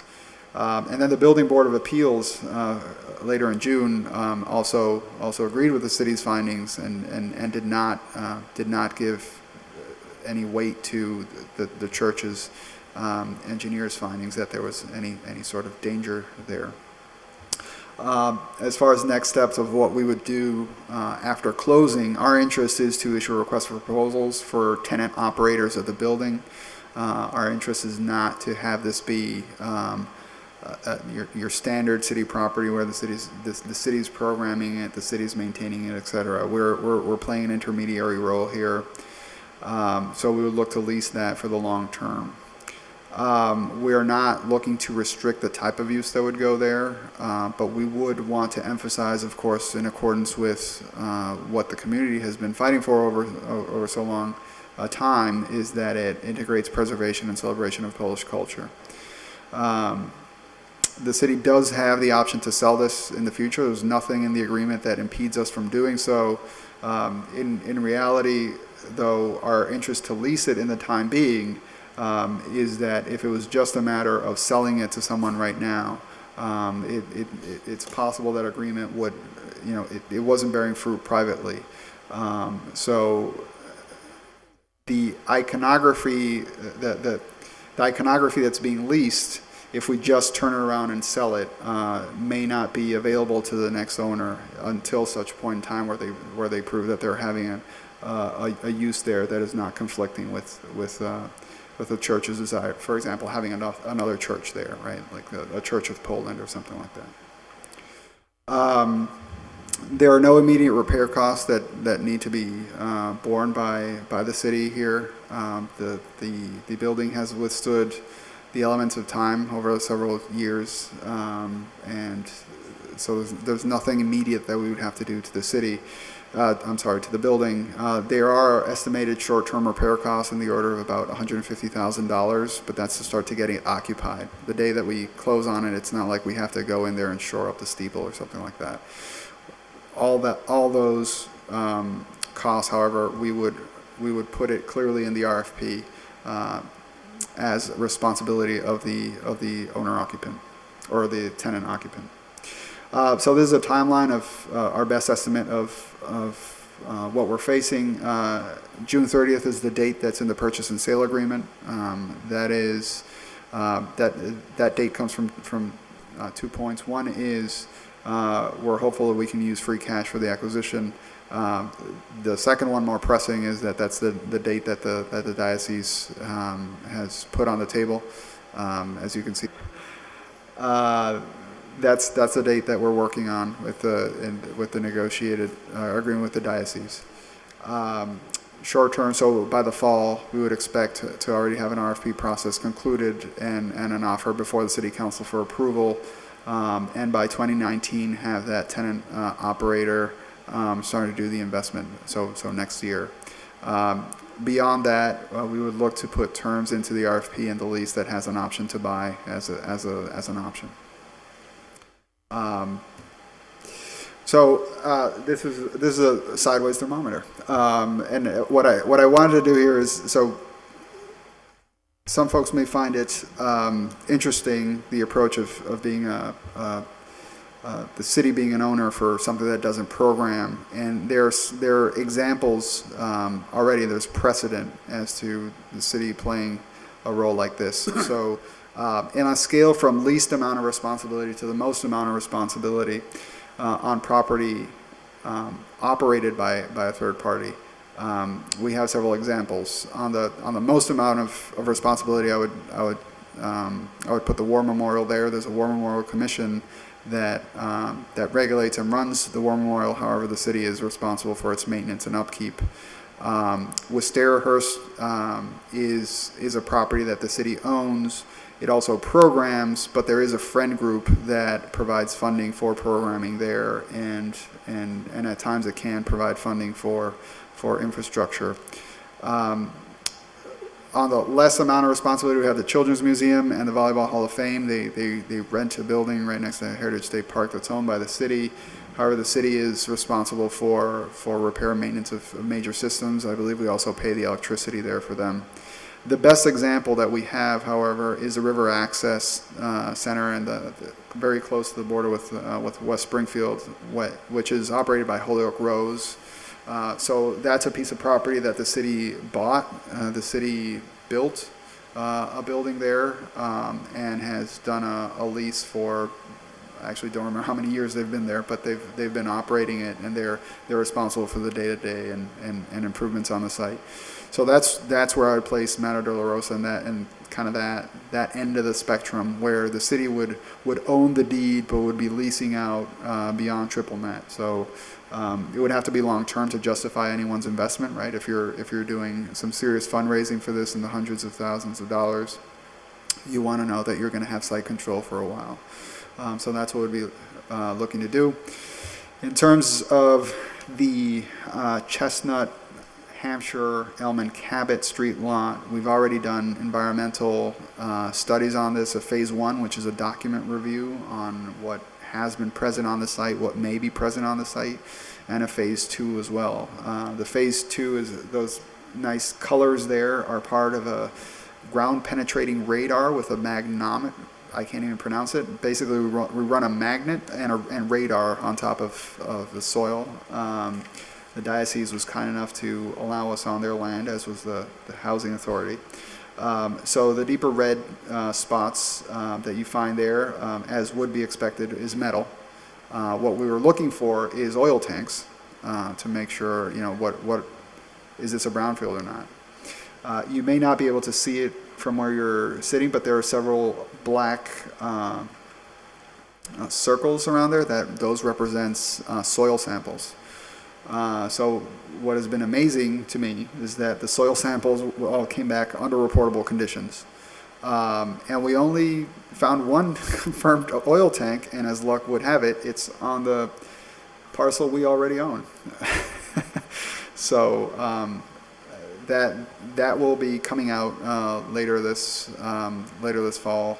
I've identified some money I had not spent for my contracted services line item. It's not that expensive, so we'll be taking that out while the school is not in session.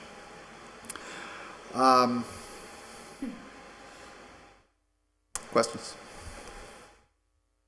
Okay, Marcos, as always, thank you. Mayor, thank you. Chris, did you want to, you indicated before the meeting, did you want to add something at this point relative to HHA, or where are you with this? The only comment I wanted to make about our agreement with the Housing Authority, the memorandum of understanding regarding the transfer of the Chestnut Street properties, is that we have an agreement that has not been approved by the board for the Holyoke Housing Authority, and I have copies of that right now, right in front of me, and I would be happy to distribute them, but only to recollect them at the end of the session. Until such time as it's finalized. I don't know if the committee wants to consider looking at that at this time. Okay, Chris, I appreciate you pointing that out. So we have several moving parts, and just for the public, this is not a public hearing, but we have a pretty well-established tradition here that if somebody from the public did want to speak on this, we generally suspend our rules and then allow a minute or two to address us.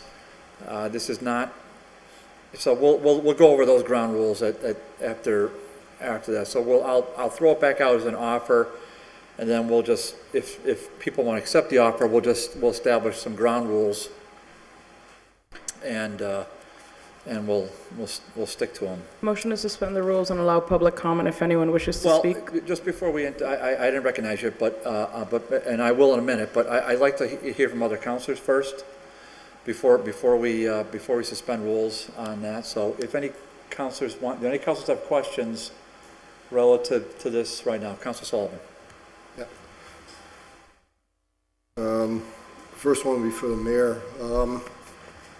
If we'd be taking the money out of free cash, as I understand it right now, we might be in violation of state law. Can you get into that? We've got 4 orders in for free cash, and as I understand it, the state law is we can't even enter orders that exceed the amount of available free cash, which the total of those orders do. Yeah, so I still haven't received the official language of any state law that prohibits us from doing that. I know there was a call made to the previous city auditor at the last finance meeting, but he was also unable to cite any specific state law that prohibits us from doing that.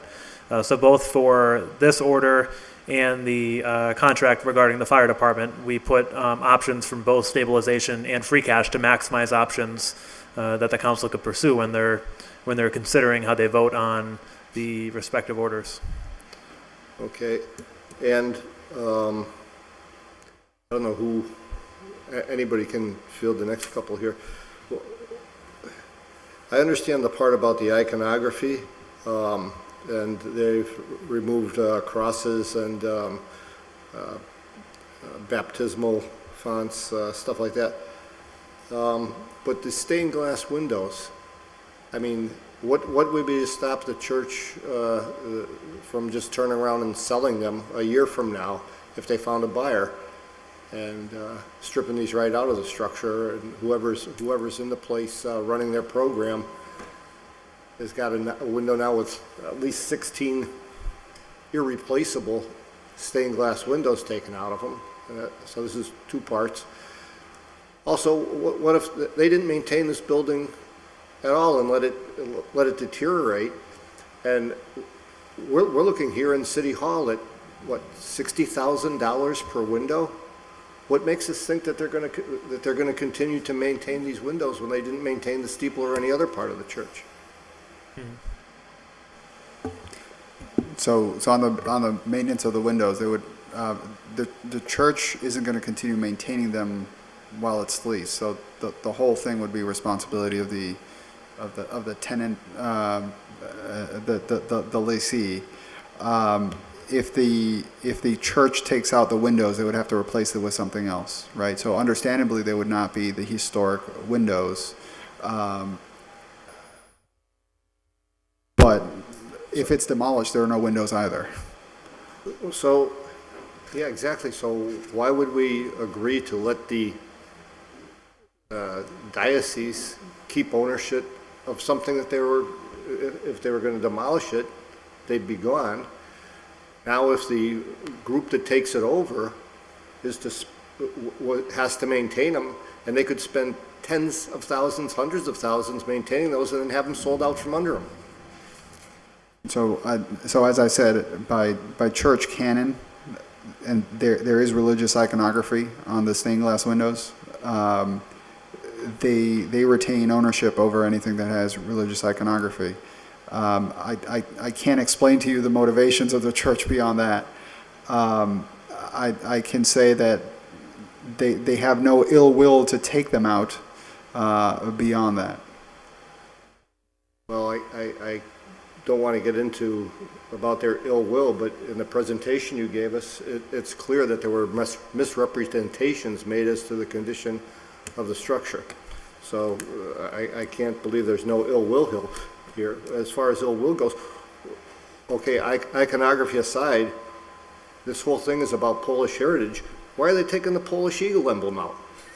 I'm sorry, taking the what? It says right here in the purchase and sale agreement, they're going to take the Polish eagle emblem. Where's the iconography there? I believe there was another parish that wanted that. Yeah. This was about preserving the Polish culture here, and this was from this Polish community, not another Polish community. So, right. So with remnants of churches that close down, part of the canon is they offer those remnants to other parishes. There was a parish, I believe, in Chicopee that had an interest in the Polish eagle. It's also has a large concentration of folks from Polish heritage, and so they basically call dibs on that. Along with the two bird baths, yeah. All right.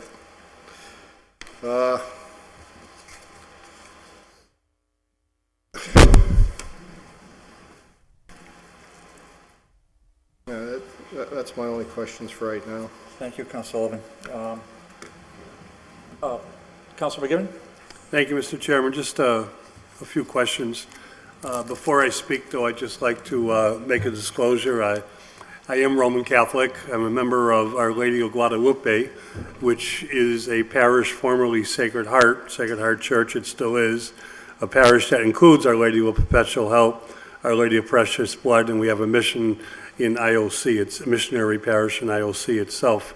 I'm declaring myself because the last time I talked about Mata Della Rosa, someone dropped a dime on the Ethics Commission and told them that myself and a few other counselors had a conflict of interest, and I asked the Ethics Commission if we were returning to the Roman Empire days of persecution of Christians, and that was a short-lived conversation with the Ethics Commission. But I do think it's important to be transparent about my member of the parish of the fastest-growing church in the city of Holyoke, All right, Our Joe. Lady of Guadalupe. All right, Joe. First question, is this being put before us, it's a little confusing, as two separate votes? There is, yes, there are two separate votes. One is for the acquisition of Mata Della Rosa. The other one is for the MOU with the Housing Authority. Because the Housing Authority has the authorization to acquire real estate, but they would only do so under a reassurance that the city's either going to acquire it later on, or if it doesn't acquire it, that they will have the ability to have a monopoly on the block. So that's why that the real estate transaction itself, that self-fulfilling, it's either school or housing, needs a council vote. So that's why that's a second vote. Okay.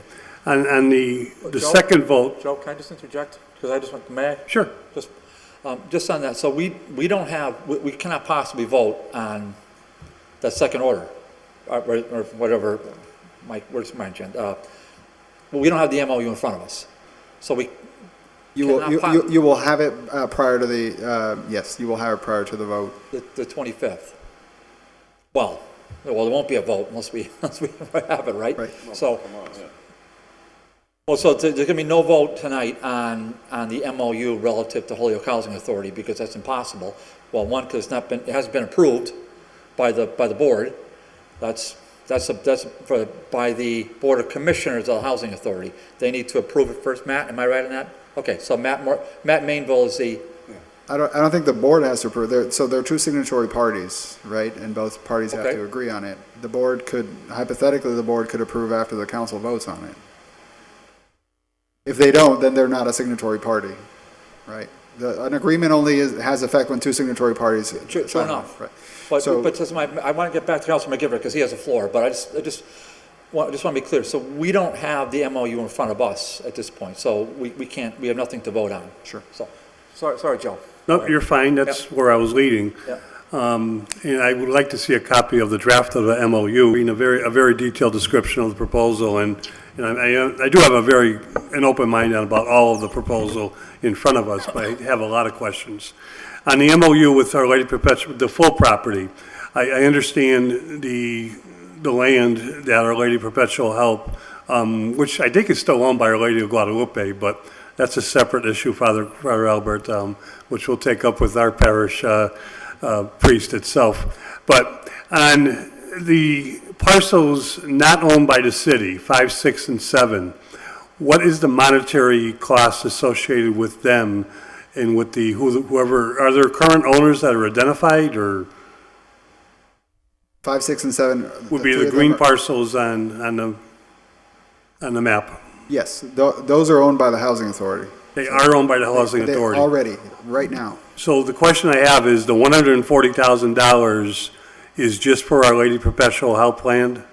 Yes, it is. They're buying it now so that in the future we can buy it. It has a hold. Okay, thank you. And on Monte della Rosa, question number 1 is the parking lot.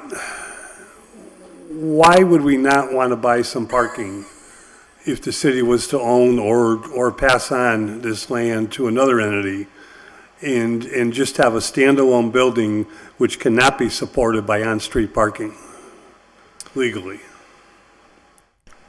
So the assumption is why wouldn't we? Why not negotiate to buy parking? We don't want parking. I don't think that's the right assumption. It's not that we don't want parking. It's that the diocese is selling what it wants to sell. It's not selling what it doesn't want to sell. I don't understand. Mr. Planning Director, I understand. Take off the economic development hat for a second. What do our ordinances say in terms of having parking for a building that's going to support what it does support down the road? You need parking. Is that rhetorical or real? Well, It's real. Joe, I would say this came up in the negotiations about the parking, and number one, they weren't interested in selling the parking lot. Number two, all parties around the table agreed that the parking lot oftentimes isn't being utilized, and so there would be, I imagine, a separate agreement based on being able to have not free reign, but access to the parking spaces when there's events or if there are concerts or cultural events that happen there at the church, that there would be the ability to be able to use the parking space even without owning it. And so there would, I imagine, be an agreement between the leasee and the diocese for use of the parking spaces there. Okay. Would that be a deed restriction or just part of the MOU? I imagine an MOU between the leasee and the Chris, and would the diocese, but would Chris the could probably MOU answer that. become part of deed restrictions, or is it standalone?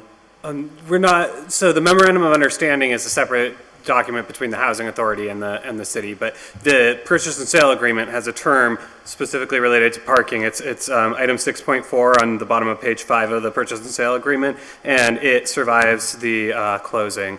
And so that agreement for parking will be in effect in perpetuity, or at least insofar as the city remains the owner of the property. And and I'll just point out that that permission is not to be unreasonably withheld for the use of the parking. So the terms are guaranteed to be reasonable. The reason I'm asking, Chris, is if the city chose to sell or do something with the property down the road, would the parking go with it? The parking agreement go with the sale? No, the parking agreement does not extend beyond. Because that's the why city's I'm ownership. asking about parking. Moving on, Marcus, your presentation mentioned lawsuits. I authored the original 6-month demolition delay ordinance and believe very much in it and believe the Historical Commission does a great job with it. What type of lawsuit would be challenge a 6-month delay? I'm going to defer to the law department on this question. The diocese brought a number of claims asserting that including assertions that there was a violation of religious rights based on the decision by not only the city but by the State Building Code of Appeals, State Building Code Appeals Board in not allowing them to demolish the property immediately. And there was a claim that there was a taking in addition. And so the claims are for monetary damages. We continue to believe that the claims would not be successful against the city. However, that does not change the fact that litigation costs and resources have been expended up to date and will continue to be expended if the litigation continues. If you have any other further questions about them, I'm happy to answer. I could do an editorial comment here too, which I always get away with the chairman, but my donations to the Catholic Church, I'm tired of them being used on frivolous lawsuits. Next, before I get in too much trouble here, this is the most important, Mayor and Marcus, and I think what we deserve and need before we can take a vote is on the short-term repair cost, you're estimating $150,000. I'm assuming there's an itemized list somewhere? Yes, admittedly, I don't have that before. I'm just asking, not tonight, but if we can get a copy of it. And what is the discussion been about long-term needs for the building itself? If the city becomes an owner for, a lengthy period of time, what are we expecting? Our plan is not to have a financial burden on the city, but that the tenant and operator would take on the costs. Long term, we're looking at probably maintenance of the slate roof. Some of it will depend on what actual programming is going to go in there. So depending on the type of event space, if that's what goes in there, you will probably need more bathroom stalls. There are some ADA accessibility issues in the building. There is access into the main hallway, which is ADA, but for the existing bathrooms, there's somewhat of a challenge, so that has to be reworked. The most immediate need is replacing the flat membrane roof on the back part of the building. But a lot of the long-term needs will really be dictated by the use and what's required for the certificate of occupancy there. Are there any handicap accessibility issues once the building is reopened? Particularly for the bathrooms, yes. There's 2 bathrooms. One of them doesn't really, we're pretty sure it does not meet code. But even if you don't have an ADA access there, if you're going to have a venue for a lot of people, it's no longer grandfathered, so you're gonna need more bathrooms essentially. Like the number one complaint with Stereo-Hearst gets from the public is it doesn't have enough bathrooms, and they have more stalls than here, right? So we know that's going to have to be an investment.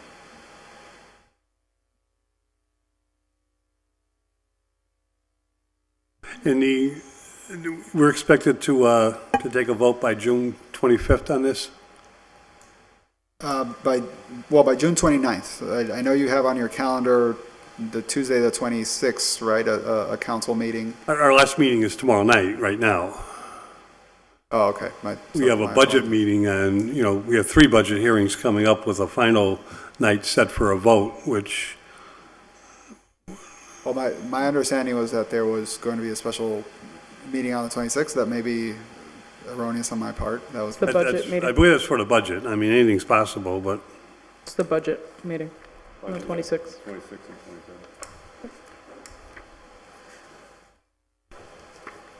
So in conversation with the chair, I thought we're hearing it tonight and potentially extending it to, or continuing it to the 25th, right, a DGR committee meeting. As has been stated here, we don't have a final version of the MOU with the Housing Authority, so I wouldn't expect any of you to vote on something that you're not seeing. But that we would have that to you by the end of this week, so that you're ready to make a decision on that on Monday next week. well, it Well, there needs to be filed with the city clerk. I think I'm not speaking out of turn here, but, you know, we yeah. can't vote on anything if it's not filed. Yeah, and that'll happen. I think the special meeting was originally floated around the idea of the 28th, which would be next Thursday, on the takings for this and potentially the reconstruction project for Front Heritage and Dwight, if I remember correctly. Right, so let me just, Do Joe, let me. I have one last question. Well, no, I'm going to have you ask that, Craig, but it's not, you're not on this point. I did, at the June 5th city council meeting, I did say at that time that there's a possibility we would be called for a special meeting relative to this. I did make that, I mean, maybe it was at the end of a long night, but I did make that because Marcos and I had conferred on that. So, but that's, we'll get into that in a minute. So, Councilor, ask your last question. My last question, Yeah, if please. the chair and the committee could appease me, is I'd like to ask the superintendent of DPW one question. Motion to suspend and have the superintendent DPW come up to the mic, please. I need a second. Second. On the motion to suspend, all in favor? Aye. With us is Mike Urbanis, DPW Superintendent. It's going to address Councilor McGivern. Thank you. I don't expect an answer or a full answer tonight, Mike, but I'm sure you've been brought into the loop on the proposal. Do you have an estimated budget for the maintenance of this building and cost, or any additional costs in terms of personnel? No, nothing additional to what's been discussed tonight. Okay, the building has not been open or heated, I believe, and maybe I'm wrong, but I don't think it's been heated for some time now. Has anybody looked at the insides as to what we need to do? Yes, and I would actually think Rory might be the most appropriate person to answer the questions about the system, because he's been in the basement a few times. Mike, is Rory still? Oh, there you are. Do you have more information about the? I know you had some. Motion to suspend and allow the Chief of Staff to address us. Second. On the motion, all in favor? Aye. Rory? Yeah, Rory Casey. Yeah, Mike and I have actually spent a lot of time. We've been all the way up to the steeple and have checked it all out. As far as the systems go, so there was some moderate heating up until this last winter. When they were prepping for demolition, they removed an underground storage tank. There was no release. It's all clean. There is 3 zones for that particular building, 3 different heating systems. I would say that all of us who went down to the basement were quite surprised how modern. I'm not saying it's state of the art like you just had it installed, this year, but anybody that's been in basements of older buildings in Holyoke is used to seeing very large asbestos-wrapped boilers that maybe were converted from coal to oil to gas. These are actually pretty modern heating systems. Gas is already running to the building. So the ability for us prior to the next heating season to get heat running into the property. And when I say we, I don't necessarily mean a DPW crew or the city contracting. I mean just for the ability for whoever the operator is to come in. That's why our goal is to have everything wrapped up by the fall, so that operator can come in and make sure that that heating system is brought back up online. I do think that if you have any questions about the structural integrity, Mike is a professional engineer who's been up to the steeple and has reviewed all the documentations, would probably do a good job of answering that. I've just worked with a lot of the different groups. There's been some different studies done. And as the mayor mentioned previously, I was running point on a lot of contact with the diocese, so that's why I've been bringing different folks in to review the structure and to look at the systems in place to see what it would take. Rory, do we, or Mike, do we have an estimated budget, once the city takes over the building? what the cost would be? Yes. Yeah. So I think that, to Marcos's point about, on that thermometer that he created, our goal would be that our budget would be zero. And that whoever's operating the facility would be responsible for 100% of the cost and upkeep moving forward. And the guarantee on that, Well, I don't think there's. can we get a guarantee before we vote on an MOU? Well, we can't technically, I mean, there have been groups interested in purchasing the church on their own before we officially entered negotiations, and I think as Marco stated it earlier, the city really, in this instance, wanted to play intermediary between the diocese and other potential operators, and that negotiations sort of didn't so much break down, but the diocese didn't feel that level of comfort or security disposing of it to another group other than the city. And so we seized the opportunity to make sure that we could play this role of purchasing the church and then leasing it to a group. I know there have been multiple groups in the city that have expressed interest, but legally, if we plan to go to an RFP, we can't negotiate those terms before we go through a public procurement process to make that possible. And I would further add to the underlying, what I think is the underlying concern is, what guarantees do we have that there will be an operator immediately identified? I would say, Councilor, that this building it's in much better shape than most of the buildings we deal with, and it has so much more interest. I would take this scenario 10 times out of 10. I mean, we don't want to not have someone by the fall, but I would call this an easy lift compared with everything else that we work with.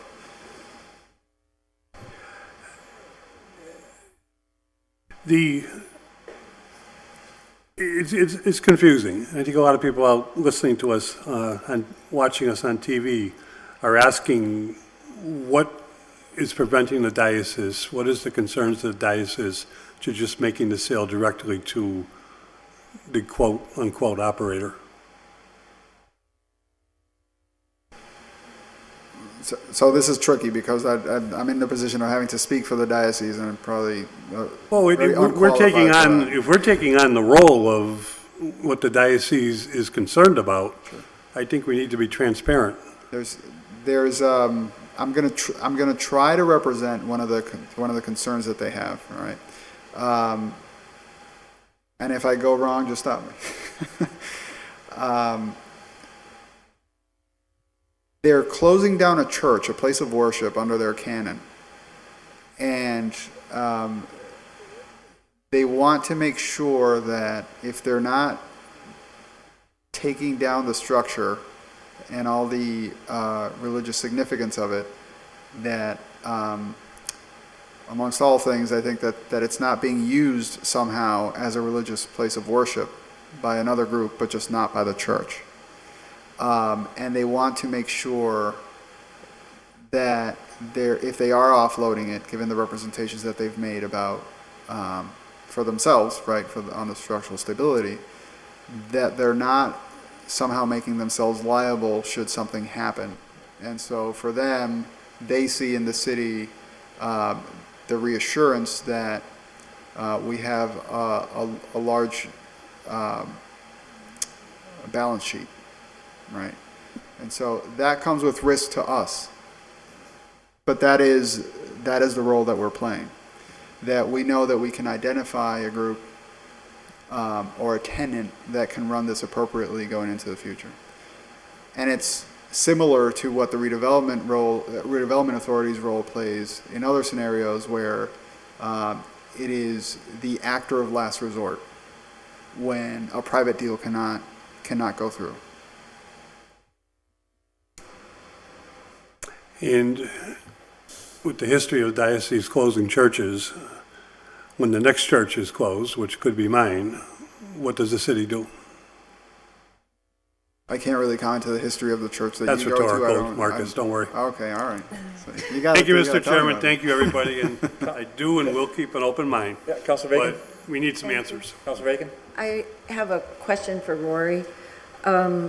You mentioned that the underground storage tank for fuel had been removed. Yep. and that gas runs to the building. Yes. But is there currently a fuel source for the heating system in the building? One of the heating units is run off of gas. The other ones seem that they could be easily converted. Now, I'm not a plumber. You know, I can't say that the size of the pipe that currently services the building could do all that. But what I can tell you is, as of right now, there is a source of fuel, and there is at least one heating system that could be brought back online, and there are 2 other heating systems that could be upgraded to run off of gas. Thanks. And my other question is, can we get a copy of the purchase and sale agreement? And just from what I've heard stated, my biggest concern is we're hearing that the city could sell the property, but we're hearing in the purchase and sale agreement, there is no access to parking that travels with the sale of the property, which would in essence trap the city into owning the building forever, from what I can understand. I haven't had an opportunity to see this document, but that would be a prohibitive clause in a document to sell a property that needs parking that has no parking. So that just causes concern on my part, but I want to read the whole document, but thank you. Sure. And Rory, just for record, I mean, I hear everybody's in that steeple except for the mayor. So I mean, I want to appreciate, I want to express my. You don't even want to know what you have to crawl through to get into that steeple. Everybody else in the city's been up in that steeple, but except for the mayor. So I had a nice suit on that day. I don't want to go there. for the record, Councilor Tallman. Thank you, Mayor and Marcos for coming down. And I'll also state, to be open, I'm a proud member of Our Lady of the Cross Parish up here in Holyoke. Mayor, I'm getting a lot of questions from a lot of people, a lot of our constituents, a lot of phone calls. The main thing is, why is the city involved in buying a church? Could you basically answer that for me? Yeah, I think as was touched on in the presentation as to why we got here and the history of this parish and this church in particular, and what it means to a number of different cultures, and the history of immigration in this community. And I think what this building represents more so than potentially other places of worship in the city is a history of immigration, particular to the Polish community. I also think, given the fact that it was the Polish people themselves in this neighborhood in particular that raised the money to be able to build this church. And so this was something that was built by the people of Holyoke after arriving to Holyoke to build this in what is, informally referred to as the Polish district of the city. And I think one of our overall challenges, not just as a city, but as a country, is that this country hasn't done a good job of preserving our historic treasures, our architectural gems in our communities. And I think we have a opportunity here. I mean, you couldn't build this church today if you wanted to. And so, to some extent, I think it's a obligation. I mean, to some extent, even a moral obligation for the city to be an intermediary here to be able to preserve the building. And if not for our intervention, this church would likely have already been demolished. And so there might be disagreements as to what the diocese is removing or parking, but I think when history looks back at the decisions that we're making today, it's if not for our intervention, this church will get demolished. And that's not to back people into a corner. I think we can say we've put our best foot forward in terms of preserving this church in the city, and so we want to see it continue. From conversations with people that I've had over the years, this is more than just a building. It's a history of generations going into this church to pray and to worship. It's a place of community that brings people together of all backgrounds and ages and generations. And I think we as city officials, when we look at the fabric of our community and an important avenue of our community, can make a decision to preserve it. And so, yes, that might require a minimum amount of investment, but I think as mayor, when I get all of this information and listening to the concerns, I'd much rather see this church continue to stand, especially given the fact that its concerns about it not being structurally sound are just untrue. I mean, we had heard all of these varying accounts back in 2011 One of the first things I did as mayor in early 2012 was to not renew the scaffolding permit because I felt like it was a facade, to try to tell a story of crumbling bricks or a crumbling steeple, and 7 years later, not a brick has fallen from that steeple. And so, again, I think this is a decision that I think is the right decision for the city. I think it's right financially, and I think when we look long-term and look back at this, I think we're making the decision necessary to save something in our community. I mean, how many times have we throughout our past talk about, oh, if only that building was still here, or if only, we didn't have to demolish this church or that building. And, look at Holyoke Catholic today on Chestnut Street and what that's become after, years and years of conversation about the fact that was no longer structurally significant. But with the right resources and the right vision and the right commitment, we can make these structures beautiful and significant again in our community. And I think the conversation this evening allows us to have that conversation in a significant way. And I understand the history of it in the church, and it's one of the most beautiful parishes and churches in our community. But as we stated, the city taking it over, basically Marcos stated we have they had the sheet, the balance sheet. And so, the diocese would go through us because we know we have the backing. But my concern is trying to turn this over and the length of time it may take for this to turn over to another group to lease. The city is still on the take for this building. It is responsible for this building, for the upkeep of it, for the repairs of it, for if it takes 6 months, if it takes 2 years. It's a cost that the taxpayers are going to have to look at taking on their own, and that's one of my major concerns.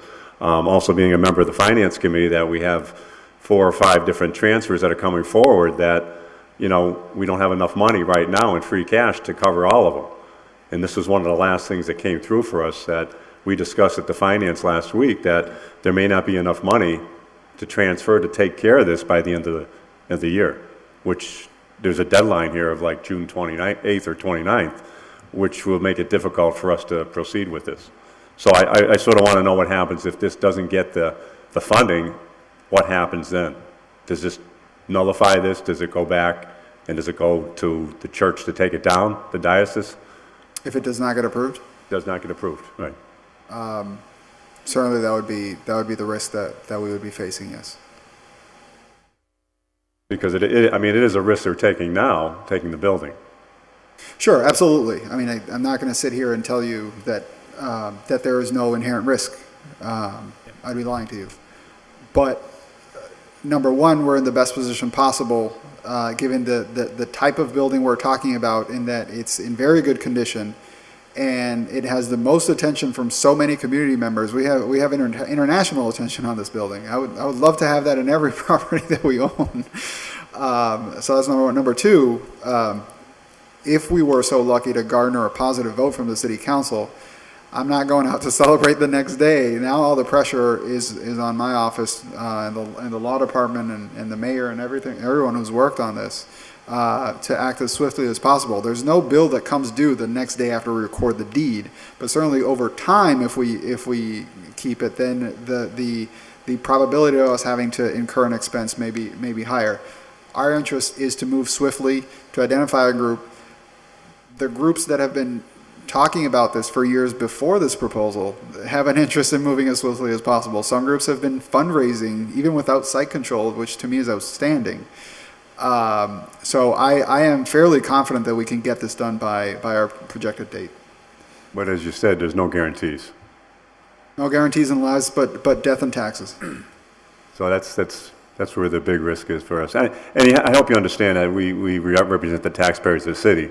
And I understand, everybody wants to save this building, but we have to look at what the good of this whole city is, because a lot of people that have contacted me personally and by phone calls say, what is the city doing, buying a church and taking the responsibility of that, because we've had properties that we've took ownership of and we had to take care of and paid the cost of or the cost of demolishing the building, which runs into hundreds of thousands of dollars, and that's my concern. So I appreciate your answers.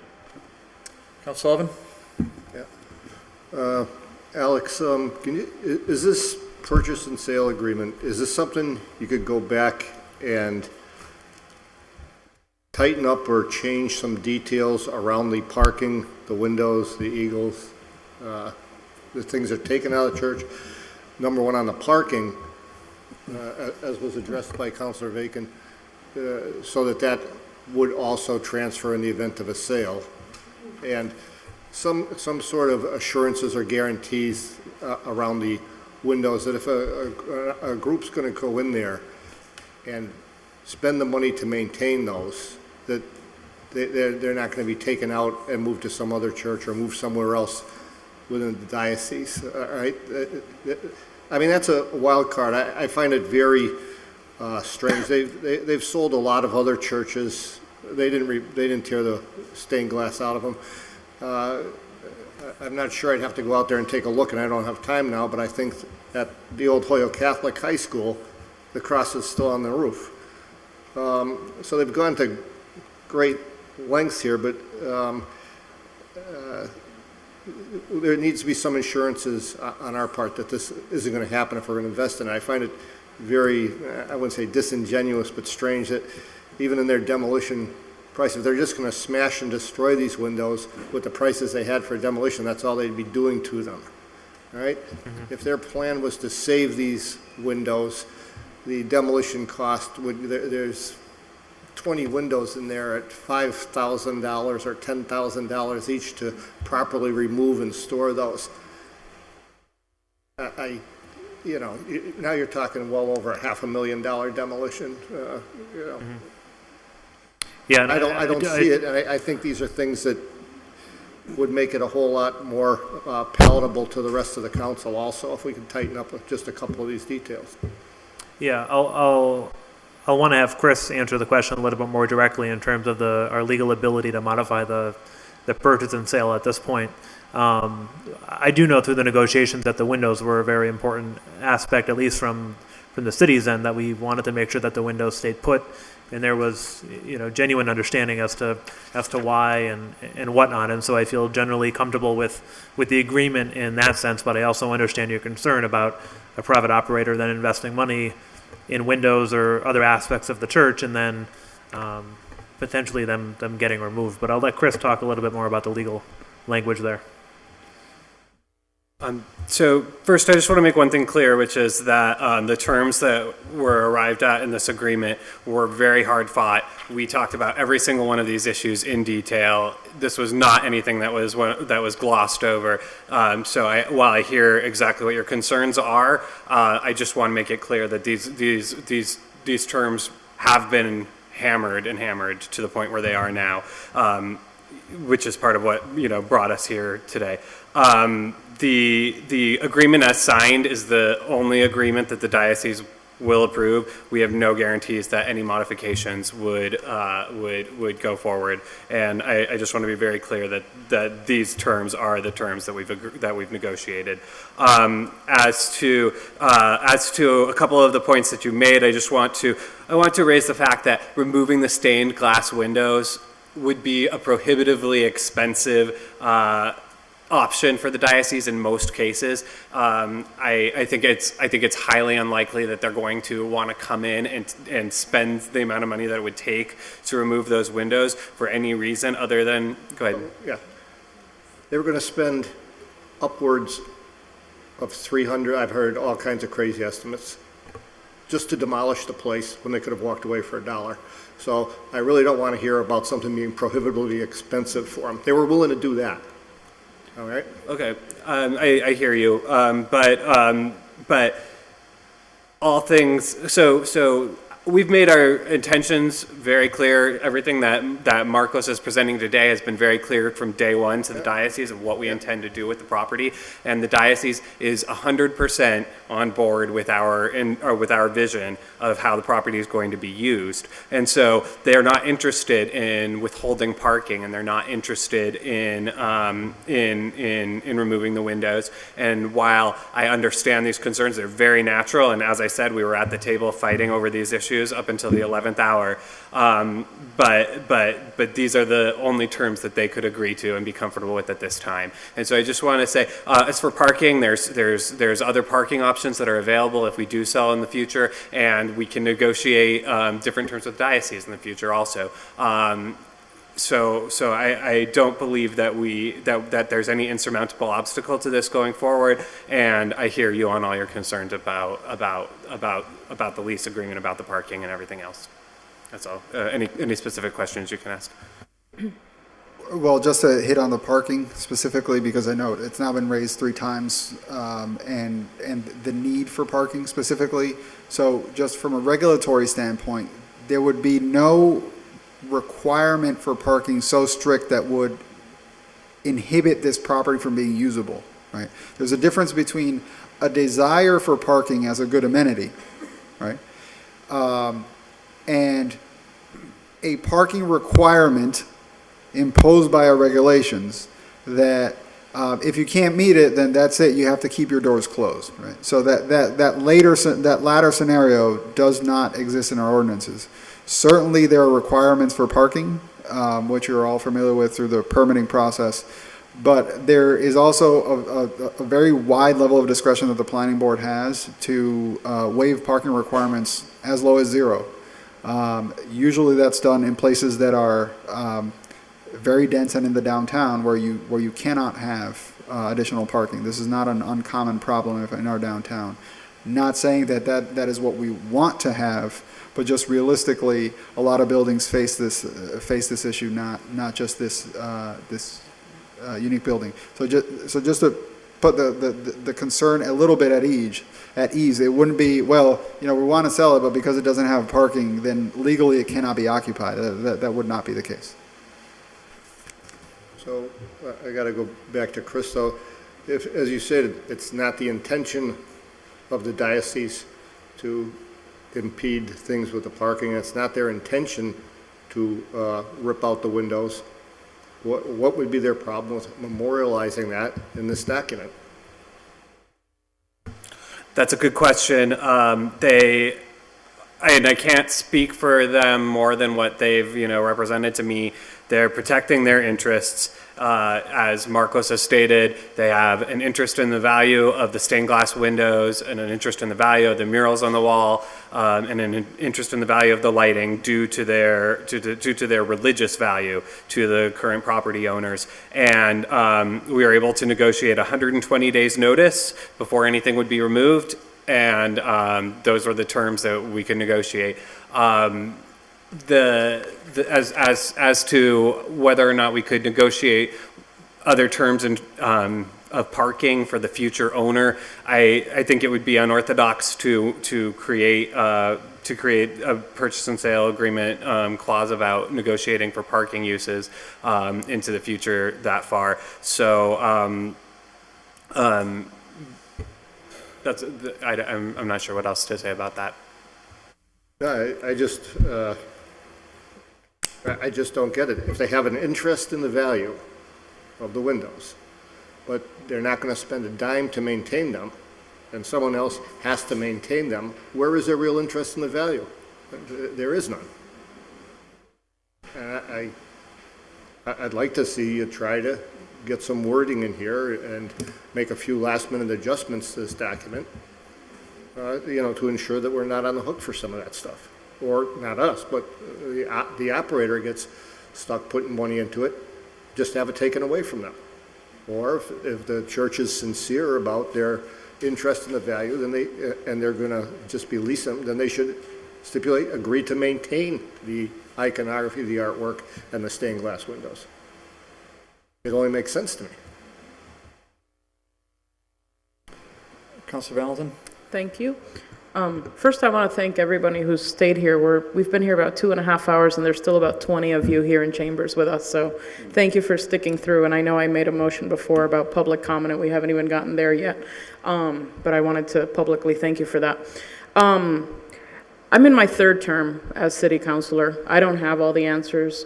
This location is not in my ward. It used to be Ward 4, but not anymore. And all I see is, in my opinion right now, an opportunity. That's how I see it. I don't have all the answers. I don't have a tie to any church in town. I don't go to church. I used to go to Catholic church, but I don't anymore. That was in Puerto Rico. Anyways, but since others have mentioned that, I'm going to mention that too. But I see this as an opportunity.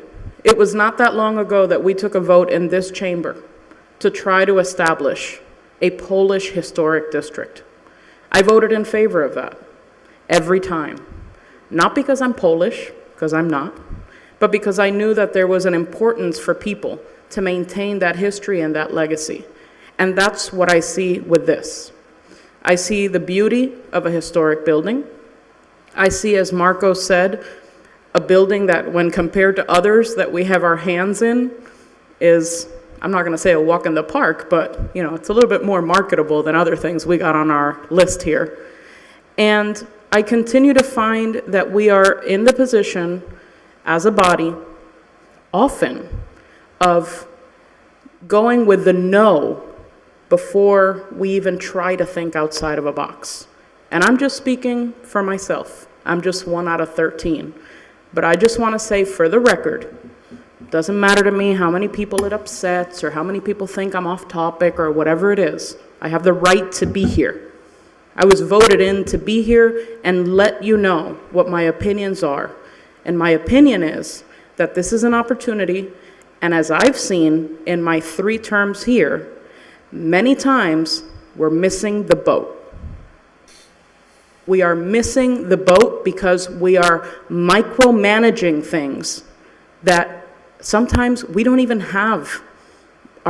It's not even our business to get into the things that sometimes this body tries to micromanage. So again, I just want to say I see this as an opportunity. It was not that long ago that the diocese and the folks that are interested in saving MD and all these groups couldn't even be in the same room having a productive conversation, right? And I see people nodding their heads in the back. And here we are with an opportunity, hopefully, if this all comes through, if everything makes sense, again, I don't have all the answers, an opportunity to perhaps meet halfway. And so let's think about it that way, because I personally am sick and tired of the toxicity and the negativity and the we can't do that and the that hasn't worked for 20 years and the that's not gonna happen, because how are we gonna move forward? So all I say is this I see as an opportunity. I'm happy to speak with whoever wants to have more of my opinion, and I hope that we can continue to look and think outside of the box, because as a city, it's what we need. Thank you. Okay, so I really appreciate Marcos, Chris, Mayor, everybody else, councilors, for being here. I guess that everybody kind of sat here for a while. I'm not going to really ask any questions right now, but I would. Is there anybody? So we're not in public hearing, as I said. But is there anybody that wants to speak on this for a very brief time, up to 1 to 2 minutes? I would entertain. I don't really see anybody raising a hand at this point. So okay, so I don't see anybody raising a hand. So that's it. I got one. Okay, well that's the last second. So so what we're going to do, we're going to, and BTEC, we'll do this in a second. So just the ground rules. You got a minute or two, okay, and then you just address the chair. So you don't ask questions. You just address the chair, and then we'll go from there. So I'll take a motion. Motion to suspend the rules and for the speak. Okay, on the motion to suspend the rules, allow public speak. All in favor? Aye. Okay, so VTEC, that's and we'll do it for anybody else. So VTEC, you just have to have your name and your address, and then fire away. My name is Vitek Kruta, and my address is 52 Fairfield Avenue. And I stand here as an expert on restoration of historic buildings and also in support of this project. As Councilor Josie said, it is an amazing opportunity. I see historic preservation as a part of the economic development and opportunity to bring people and business and culture to City of Holyoke. I see great opportunity for educational purposes and for bringing music and education. I have worked in my career on about 300 churches, and I can tell you that Mother Dolorosa is probably one of the top 15 churches I have seen that is really the most beautiful church, and it's worth it to save for all these reasons. I don't have to go into the detail of the historic value of it. There is mentioned that there's a 1,200 years of history in that church. I have actually presentation, which I'm going to show in a couple of months or weeks, if anybody is interested, explaining what the iconography means and how is it all connected from 1,200 years ago, from Europe, from the Slavic nations, all the way down here to Holyoke. It's fascinating. So that's all I want to say, and thank you very much. Excellent, thank you. Anyone else under suspension? Yep, you just come on up and your name and your address and same ground rules, okay? Yeah, hi. My name's Rich Alstrom. I live at 215 Madison here in Holyoke. I'm also the chair of the Historical Commission, and on behalf of the Historical Commission, we have voted our last meeting to fully endorse this proposal is coming forward to purchase Mata Dolorosa. The cultural, historical, and architectural significance of this building is immense. It's a beautiful structure. And we would ask that the city be creative, respectful, in an entrepreneurial way to move forward with this project. The building has significance to the fabric of the city, and it's without it, I think we would be in a much weaker, sadder place, and I think the city would be in mourning if we lost this building. Mr. Alston, thank you too for your work on the Historic Commission. That's really important. You're filling some really big shoes. Yeah. So I really appreciate you stepping up to do that. So thank you. Thank you. Anyone else want to address the board for now? No. Oh, no. Okay, I didn't see anybody. All right. So. Again, to the mayor, to Marcos, to Chris, to the councils, to the supporters here, thank you so much. And again, thank you to Olivia for your work. Mr. Mainville, thank you for your work as well. Rory and Mr. McManus and Tony DeLude for coming in as well. So thank you for all that. I guess I have to review all my notes. The reason if you see our agenda, I always tell the committee, we won't meet in June. Yeah, right, big fib. So we have a meeting set up for a week from today. Marcus and I discussed that. We kind of thought this would be a lot. I'm just going to point out a couple things. This purchase and sale contract is it's an interesting one. I just want to get the dates squared up though. This is executed June 18th, which is today. It was just signed today. The contract is very clear. It's 30 days from this date. So originally it was portrayed on June 30th or whatever dates it was portrayed on. Contract is very clear. This contract becomes void as of, and it says those magic words, time is of the essence. So this contract, unless it's amended by the parties, now that's always possible, but June 30th is out the window.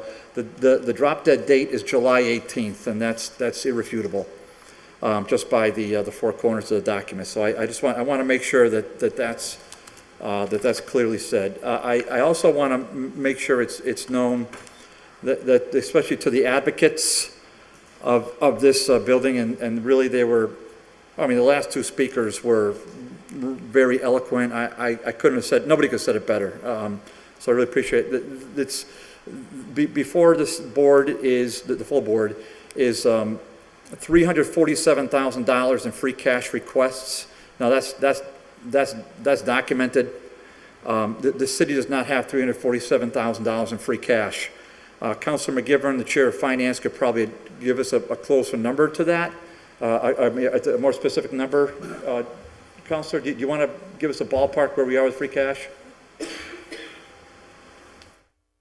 Sorry, Joe. Mr. Chairman, and yes, Put you on the spot. Sorry, Joe. The mic on.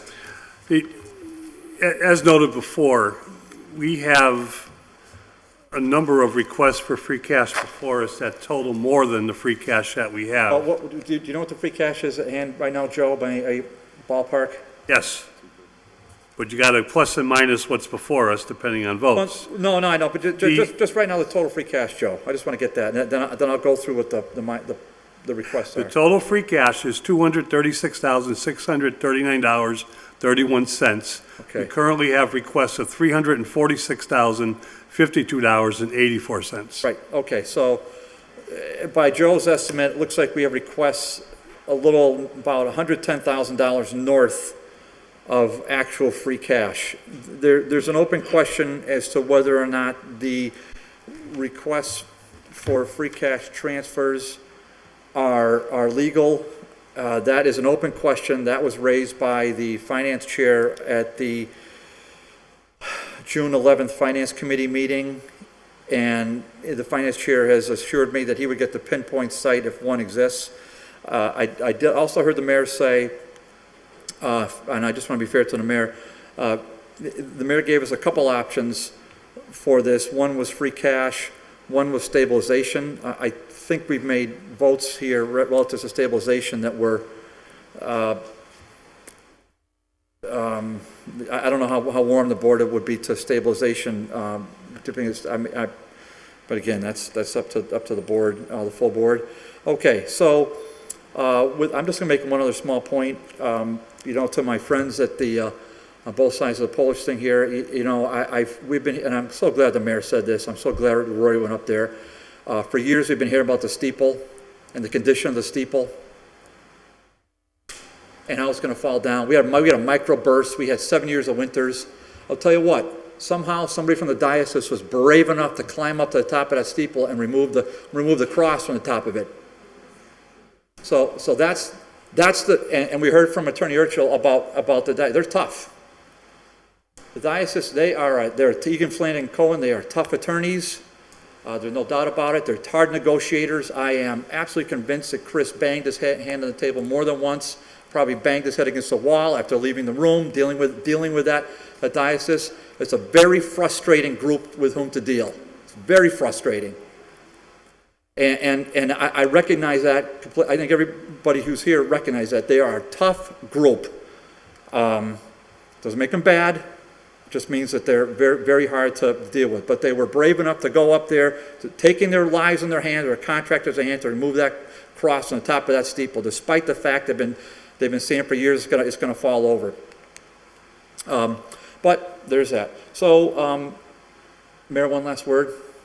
Just before we conclude the meeting, I know I was invited to come to the council tomorrow night to discuss priorities around the fire contract and the an MD and the free cash stabilization issue. And I did send a communication in that's on the agenda for tomorrow night that I think was emailed out to the council on Friday. I have a long-standing commitment tomorrow, so that's why I wrote the letter in the first place, to let you know, explaining my positions on all of the pending appropriations. I know Bellamy also filed a separate document with all of the pending orders around financial requests, and that's, again, I wanted to be here tonight, obviously for MD, but also just to reiterate what I wrote in the letter on Friday. My understanding was, given the debates in finance, and Councilor McGivern can correct me if I'm wrong, I just know the conversation about the IT and the phone request. I felt as if the council was more amenable to stabilization for that expense, and my assumption was if that expense came from stabilization, there would be ample free cash for both the law department transfer and the fire department contract. When I did the math, I can certainly check that. But again, I wanted to present different options, and as far as I know, there's no state law prohibiting me from filing those requests. And I also think I expected the council to take action in previous meetings, which would then allow us to do these additional transfers. So, as I said in the communication, if the council were to reject the appropriation for the fire contract tomorrow night, that would be seen as voting against ratification, which would then mean that the administration would be tasked with renegotiating the terms of the agreement and then coming back to the council in the future with a different collective bargaining agreement. Just to give you the facts. No, I read that letter, and it just, you know, I guess I'm not that versed in open meeting law, because I know it's on the agenda. I know your memo to us is on the agenda. We just haven't received it yet, informal city council, so, Yeah. I mean, I just, out of respect to the mayor, I just want to, you know, let him speak on that, but I don't really think we should go Yeah, that's beyond that, Mayor, because it's, you know, technically not there yet, but I think all of us have seen it, and Okay. I have. I just want to make sure. I did receive it, and I did Okay. review it. Mr. Anup, I saw your hand up. Again, so we'll, 1 to 2 minutes, answer just to me, and that's that. Just one comment Yep. on the issue of the funding. So Vic, just your name Vic and Anup, address. Friends of Matta Del Rosa. My suggestion might be that the participants in the negotiations consider splitting that into 50,000 and 140 for the other matter on the perpetual help, maybe into another fiscal year, if that would be a possibility. So at least there might be some funding available to save the church. Thank you, Vic. Vic's been an advocate, John's been an advocate. They've all been great advocates, you know, Olivia, and all that. So we have to get a, well, I mean, I'm just suggesting that we table both of these items until the 25th. That will still give us time, just so the councilors and the public, we have a city council meeting tomorrow night. We also have what we're hopeful to be the final budget hearing a week from tomorrow. That would put us at the 26th. But we've also been notified that we could have a second budget hearing a continued budget hearing for the 27th. That means that if the committee met on the I'll speak to the city council president, that we should put on the agendas for the 26th and 27th, the possible DGR items are awaiting disposition. So we can add those to those agendas. We're also, as the mayor knows, the mayor can call a special meeting of the city council for the 28th or the 29th as well. 30th would be kind of cruel, Mayor. But I suppose you could do that. And the city council president could do that as well. But this item here, I mean, I can't speak, but Mr. Urchel can speak better than me on this, but in my professional opinion, this contract is open until July 18th. I mean, the four corners of that document say that to me. I mean, they say it. So there's June 30th thing is out the window. This is dated the 18th of June. It's 30 days. It says clear as day in there, 30 days. So July 18th is a drop dead date for this contract.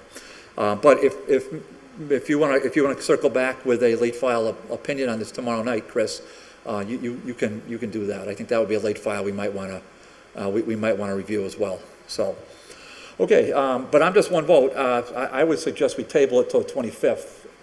Councilor McGivern. Real quick, I know the mayor wasn't really asking a question, but I agree with the facts the way he was stating them. Stabilization use is, on 2 or 3 key issues that's before us, is the question we have to answer first to determine if there is more free cash to more flexibility with free cash itself. But what I really want to say is the 50,000, there's 2 orders before us for $50,000, one from stabilization, one from free cash. Both are in the Finance Committee.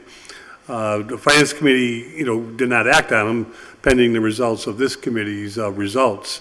And the full City Council would have the option of removing, or the Finance Committee can meet during a full City Council meeting of getting the items out of committee. Regardless of how, well, in any case, it's a 2/3 votes of the City Council to use stabilization for anything.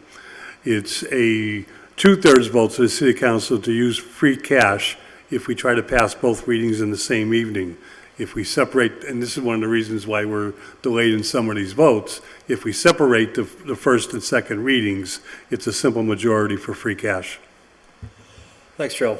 I appreciate that background. So does anyone want to make a motion at this point? Or we could... Motion to table both items, 6 and 7. Second. So not debatable on the motion to table both items. All in favor? Aye. Opposed? Hearing none? Okay, motions for these items are tabled. I just would say this, because these are not public hearings, we don't have to pick a date certain, but I will put them on the 25th. I've already made that commitment to Marcos, and I'll make it to the mayor as well. So this is, there's none of that, okay? All right, thank you, everybody. Thank you. Thank you. Okay, I Item think, number 8? yeah, if we could take item 8 and 9 off the table, suspend, take off the table. Number 8 and 9 off the table for discussion. Yes, thank you for that, Peter. On the motion, take 8 and 9 off the table, all in favor? Aye. Thank you. Just, this is, both these for informational purposes. What we had before us, the CDBG funds, I've gone through it, and so the awards from the mayor compared to what we had, they're within reason. I mean, I think it's, as per usual, I hope most of us have had a chance to review the document. We all did receive it from Alicia, but I thought in fairness to Alicia and to her staff, all the work they do, I don't have any intention to walk through all this, but do any councilors have questions regarding CDBG? No. Okay. All right, so we're just receiving these. Receiving, okay. And then the next meeting is the 25th, and we're just receiving that as well. Okay. So, and then Peter, your availability? I'm gonna try to make it. Oh, great. Like that. Okay, so meeting on the 25th. Okay, and so one last motion will do it. Second. Motion to adjourn.